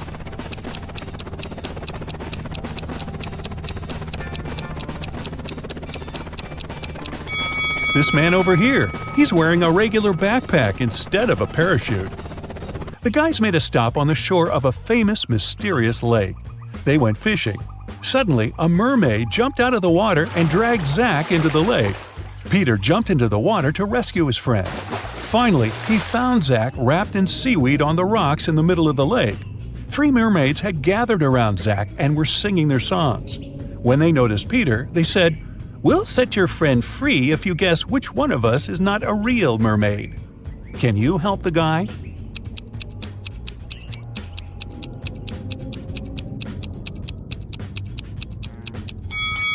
This lady over there, her tail isn't real.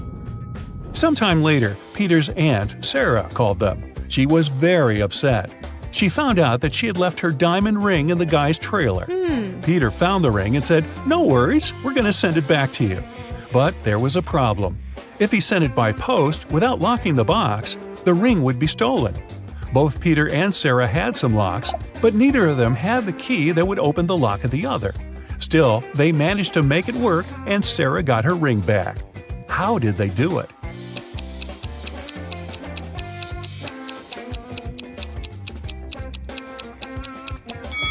Peter locked the box with the ring and sent it to Sarah. When Sarah received the box, she added her lock and sent it back. Peter received the box and removed his lock. Then he sent the box back to Sarah. She opened the lock with her key and got the ring. Man, these folks lead complicated lives, don't you think?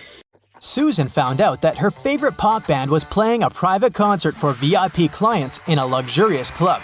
She decided to sneak inside through the back door. But, unfortunately, Susan came across a strict guard behind the door. He refused to let Susan inside without a password. But, luckily for her, there was a hint on the guard's t-shirt. The hint was 2 infinity plus BD. Susan deciphered the hint and was allowed to enter. Can you guess what the password was?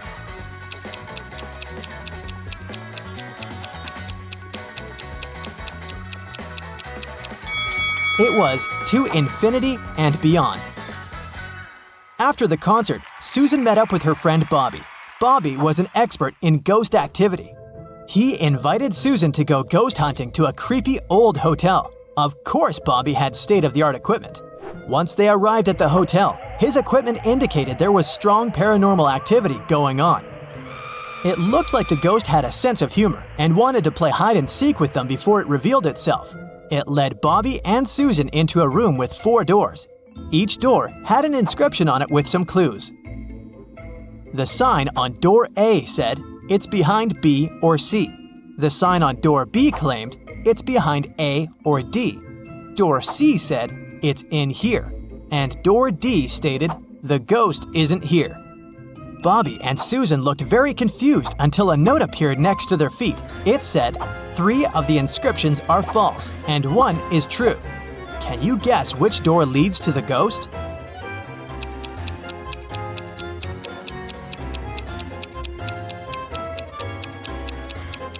Let's see how this works. If the ghost was behind door A, then both statements B and D would be true. If it was behind door B, then both A and D would be true. If the ghost was behind door C, then A, C, and D would be all true. But if the ghost was behind door D, then the statements on all the doors would be false, except for that on door B. This fits the rules, so the ghost must be behind door D. The next morning, Bobby called Susan again, saying that he had a surprise. He had won 2 tickets to Susan's favorite theme park and asked her if she wanted to go. Before she answered, though, Bobby warned her that she had to crack a very difficult riddle. Only then would he give her a ticket. She agreed. For a school challenge, 100 students received a number between 1 and 100. Each student was instructed to go inside a classroom that had exactly 100 boxes randomly numbered from 1 to 100. Inside each box, there was a slip of paper with a random number between 1 and 100 on it. Now, each student needed to enter the classroom on their own and find the box that contained the slip of paper with their number on it. But in order to do so, each of them was only allowed to open a maximum of 50 boxes. They were instructed to leave the room exactly as they found it, and they weren't allowed to communicate with other students once they'd left the room. If all of the students managed to find their numbers inside the boxes, they would each get $100. But if one of them wasn't able to find their number, none of them would be able to win the prize. Bobby asked Susan if she knew the best strategy for all of the students to find their numbers and win the prize. After a few hours, Susan called Bobby with the answer. She managed to figure out the riddle. Can you guess what she answered?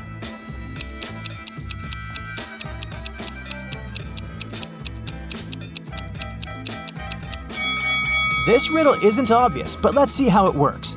If each student searched for their numbers randomly, they would each have a 50% chance of finding the box with their number inside. This is because there were 100 boxes and they were allowed to look inside 50 of them. However, the probability of all of them finding their own number following this random strategy is absurdly small. So, to increase their chances of collectively finding their numbers, they would need a better approach. The students could use something called the loop strategy. After entering the classroom, they should go directly toward the box that has their number on top of it. The number inside probably won't be their number, but that's okay. They should check the number inside the box and go look for the box with that same number on top of it, and so on and so forth. They should keep doing this until they find the paper with their number on it. This strategy means there's more than a 30% chance of the students finding their numbers and winning the prize. It's not a huge probability, but hey, at least they'll have fun trying to figure it out. One afternoon, Susan found her father, Frank, in the living room. Frank was a private investigator and he had just received a message revealing the address of the town's most dangerous criminal, Dirty Jack. He decided to go check the area, even though he didn't know what the criminal looked like. The address turned out to be an old warehouse. When he busted inside, he found 4 people sitting at a table. They were a carpenter, a truck driver, a mechanic, and a firefighter. Without any hesitation, Frank arrested the firefighter. How did he know it was the criminal?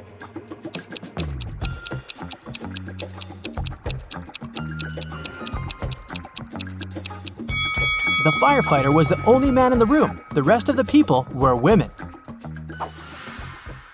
Bobby and Susan decided to go grab a cup of coffee.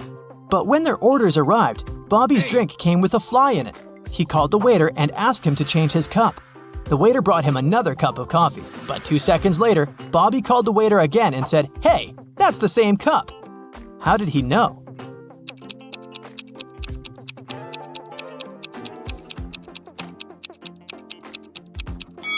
Because Bobby had already put sugar in his coffee. And when he tasted the new drink, it already had sugar in it. Susan and her family went on vacation to their country house, but unfortunately, it was raining heavily. It kept raining for 13 days. When it rained in the morning, the afternoon was beautiful and clear. And when it rained in the afternoon, the next day was blessed with a clear, sunny morning. Overall, Susan's family experienced 11 nice mornings and 12 nice afternoons. Can you find out the total number of days they spent in the country house?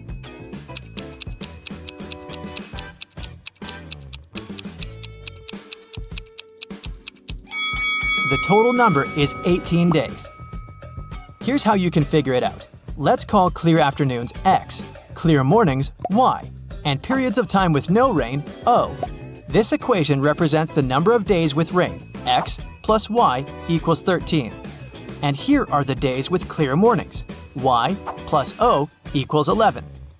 And this equation represents the days with clear afternoons, X plus O equals 12. If we solve these 3 equations, we'll learn that X equals 7, Y equals 6, and O equals 5. So the total number of days is 18. Bobby started his morning by jogging in the park near his house. When he returned, he got to know some very unpleasant news. Someone had stolen his car. He questioned 3 of his neighbors. Henry said, "I've been playing video games for the past 12 hours and haven't left my basement." Rosie said, "I'm a gardener. I've been planting daisies in the public area all morning, and I think I saw a suspicious man who opened the car using a knife." Jack said, "I saw your car when I went out for groceries, but when I returned home, it was gone." Who's lying?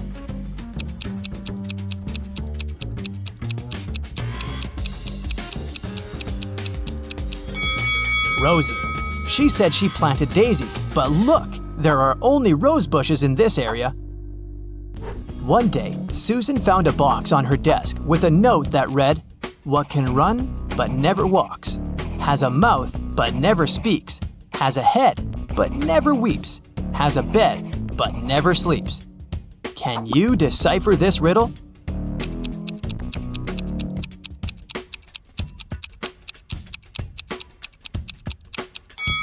The correct answer is a river. 5 people wake up in a huge hall. None of them remember who they are or how they got here. They see a giant closed door. The people look around the room and notice something strange. What is it? These statuettes. They are hidden all over the room. There are 5 people in the room, but they find 6 statuettes. This must be the key. One man says. We need to find out which of the statuettes is the odd one. Can you guess which one? This one. Its eyes are different from those of the others. The people try to use the odd statuette as a key. Come on! And it works! The door opens, and everyone enters the next room.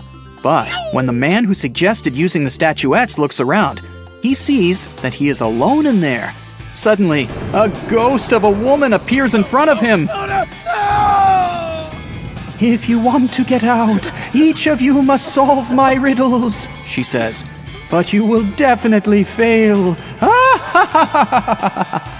She disappears. The man looks around the room. He finds a strange symbol and a cipher decoder on the table. Can you find 9 other symbols? These are all 10 symbols. The man begins to unravel the message using a decoder. Can you decipher it?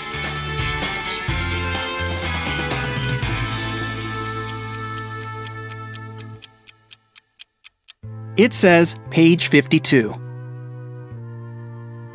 The man opens the book lying on the table.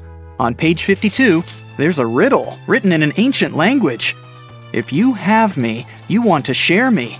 If you share me, you haven't got me. What am I? The man immediately guesses the answer. Can you? It's a secret. The man is surprised that he was able to read the riddle written in an ancient language. The answer is the password to the door. He types it in, and the door opens. Suddenly, he remembers. His name is Thomas. He's a linguist and a cryptographer. Meanwhile, in another room, a young man finds himself in a beautiful place full of plants. There are 3 flowers on the table. They giggle maliciously. The sign in front of them reads, "Lying flowers." The first flower says, "You'll never get out of here, and you'll never get rid of us. Just give up already." The second one says, "I don't remember how you can get rid of us. It was either cutting or uprooting us." The third one says, "Uprooting and plucking us are both proper ways." What should the guy do? Cut the flowers, uproot them, or pluck them?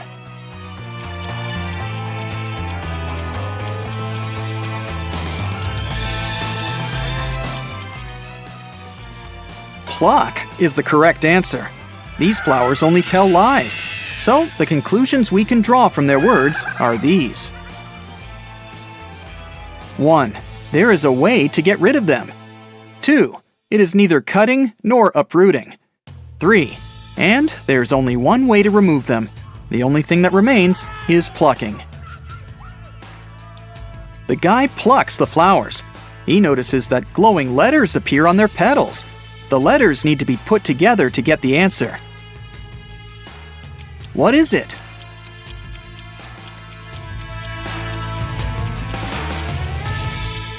The word is basket. The guy examines the basket and finds a folded note at the bottom. He unfolds it and reads this riddle. In a pond, there are some flowers with bees hovering over them. How many flowers and bees are there if both of the following statements are true? 1. If each bee lands on a flower, one bee won't get a flower. 2. If every 2 bees share a flower, there is 1 extra flower. Can you help the guy crack this riddle? There are 4 bees and 3 flowers. Suddenly, a sunflower bud appears on the table. The guy uses it as a key to the door, and it opens. And then he remembers. His name is John, and he's a gardener. In another room, a girl finds herself surrounded by beautiful crystals and gemstones. On the wall, there's a board with the names and pictures of different gems. Some of the gems are the answers to these riddles. 1.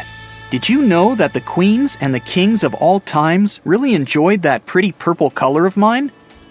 2. My name is like water. I'm as blue as the sea. Can you guess what I am and which picture is me? 3. Hey, I am from water as well. I'm seen in strings and found inside a shell. 4. You know me so well. Come on, be excited. I created the city where a wizard resided. 5. I sound like danger, but please don't be scared. I'm striped like a cat and named after its stare.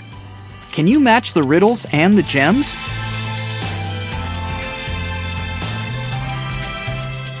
The correct answers are 1. Amethyst, 2. Aquamarine, 3. Pearl, 4. Emerald, and 5. Tiger's eye. The girl hears some noise and notices that the box on the table has opened. She comes up to the box and reads the next riddle.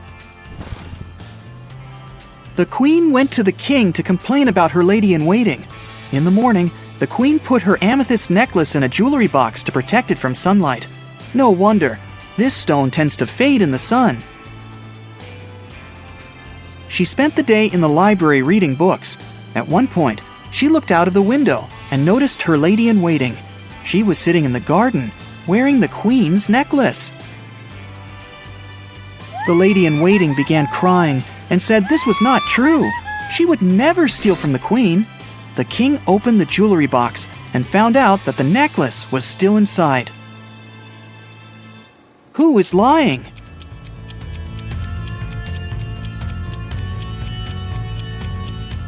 The girl soon realizes that the lady-in-waiting is the liar. Have you noticed that the amethyst is now much dimmer than before? That means that the lady-in-waiting really wore the necklace outside. The girl solves the riddle. 3 gemstones appear at the bottom of the jewelry box: citrine, garnet, and alexandrite. There's also a note that says, "Figure out the weight of each stone without using scales.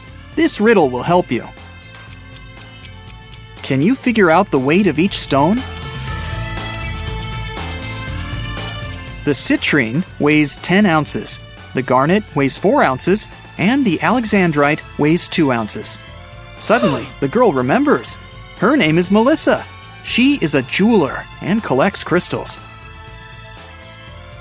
In another room, a woman finds 6 glasses on the table. 3 of them are empty, and 3 are full of water. The woman sees a note.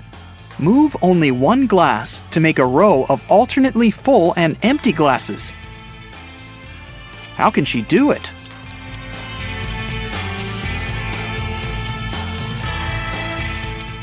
She should take the 5th glass and pour the water into the second one. Suddenly, the glasses disappear. Instead, 2 sets of different ingredients and a note appear on the table. The note says, "Find 3 differences." Can you spot all of them?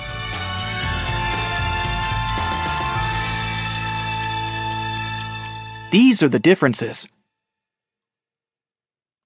The woman takes the ingredients and throws them into a cauldron, but something is missing. Shiny and beautiful, a werewolf's fear. We need to get more of it for our precious queen. Coins and mirrors, trays and tea sets, the nobles were buying while falling in debts. It's silver. The woman adds some silver and gets a potion that can melt the lock. When she opens the door, she remembers. Her name is Lauren, and she's a chemist. An elderly woman finds herself in this room. She spots 4 photos on the table. All the photos seem to be taken in different periods of time. The note says, "Is there a person who is present in every photo?" Can you help the woman figure it out?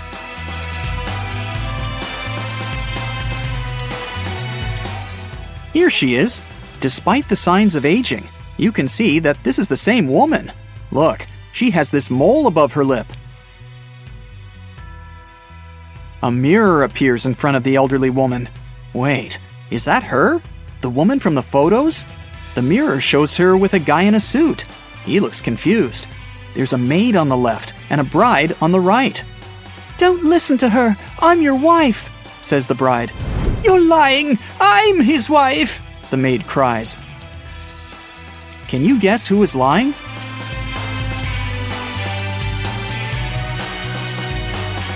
The girl on the left is his wife because she has a wedding ring on her finger.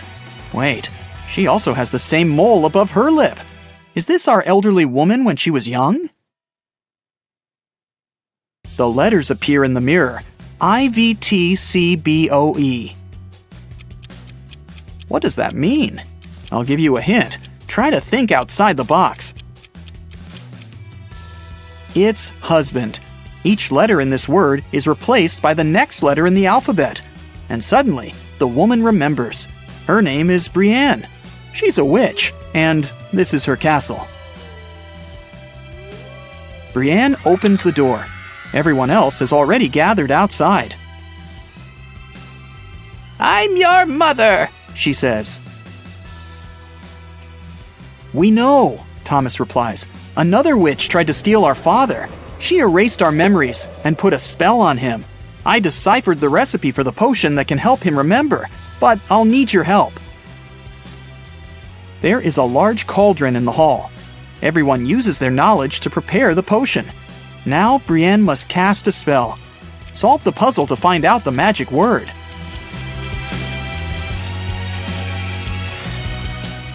It's Memoria. The potion is ready. Suddenly, 3 doors appear in front of the family. Behind the first door, there's a hot desert, but there are some fruits on the trees growing there. The second door opens to the middle of the sea. Behind the third door, there's an endless forest. What should the family do?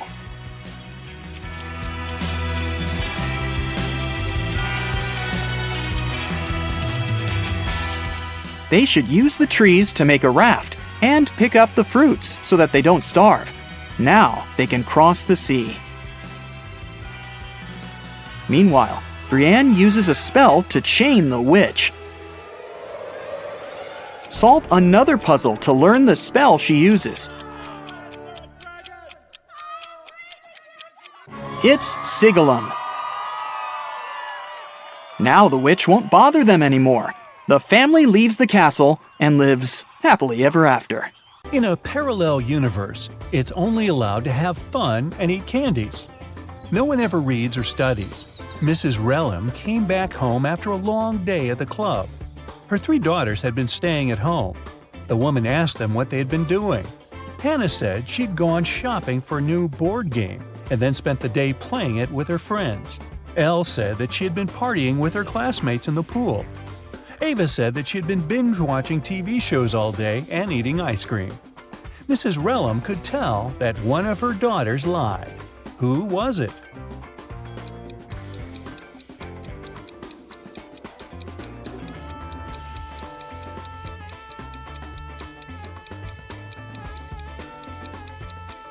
It was Hannah. Look, the board game she bought is unpacked. She couldn't be playing it. 4 friends were driving to New York City for the weekend. The music in the car was on and everyone was in a good mood, so the driver got distracted and got in a car crash. A police officer arrived and started an investigation. He asked the guys who had been driving, but no one wanted to take the blame. Then the officer inspected the car. Can you tell who was driving?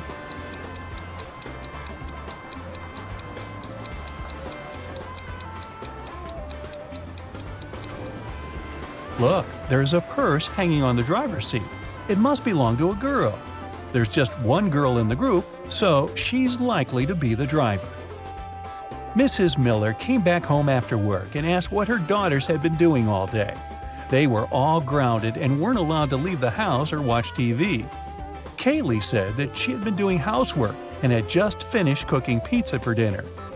Ellery said that she had been upstairs in her room reading. Lilith said that she'd spent the day cleaning her room. Who's lying?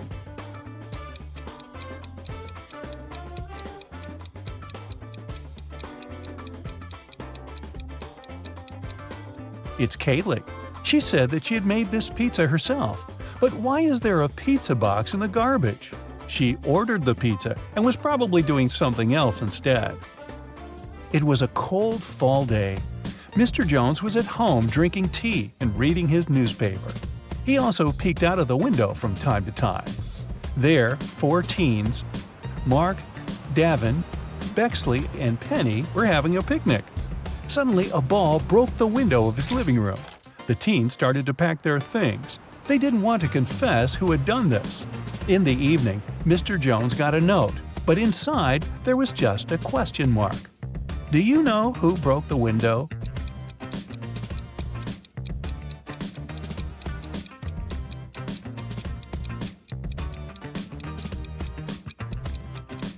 The question mark is a hint. It literally means question mark. So Mark must be the one who did it. Adele found her friend Oliver on the floor of his studio in the attic. She called the police. The officer who came asked the girl to tell him what had happened. Adele said that she had been walking past Oliver's house and noticed that the lights had been on. She came up to the window, peeked inside, and saw him on the floor. She called the police and ran into the house. The police didn't believe her.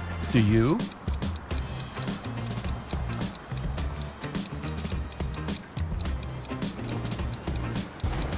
No, it doesn't sound right. The guy was in the attic. Adele couldn't possibly see him through the window, unless she was 20 feet tall. On Wednesday, a high school student, Layla, went missing. There are 3 suspects: Mrs. Adams, the director, Mrs. Smith, a school cook, and Mr. Jones, a cleaning man. Mrs. Adams said that she had a lot of work and spent the whole day in her office, never leaving it. Mrs. Smith said that after the working day, she had to stay in the kitchen to do some cleaning before the weekend. Mr. Jones said that he'd left after classes to do some shopping. He only returned several hours later. Who is guilty?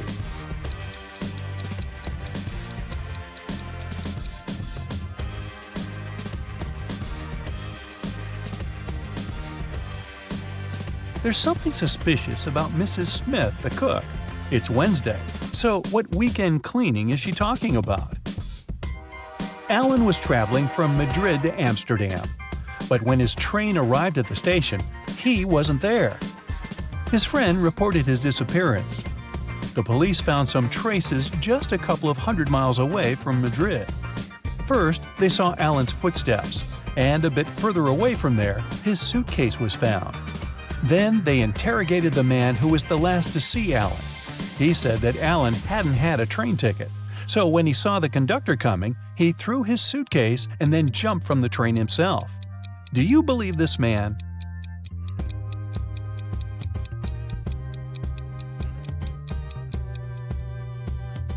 If it were true, the police would have first found the suitcase and then Alan's footsteps. But in this case, we can conclude that the guy didn't jump himself. He was pushed off the train.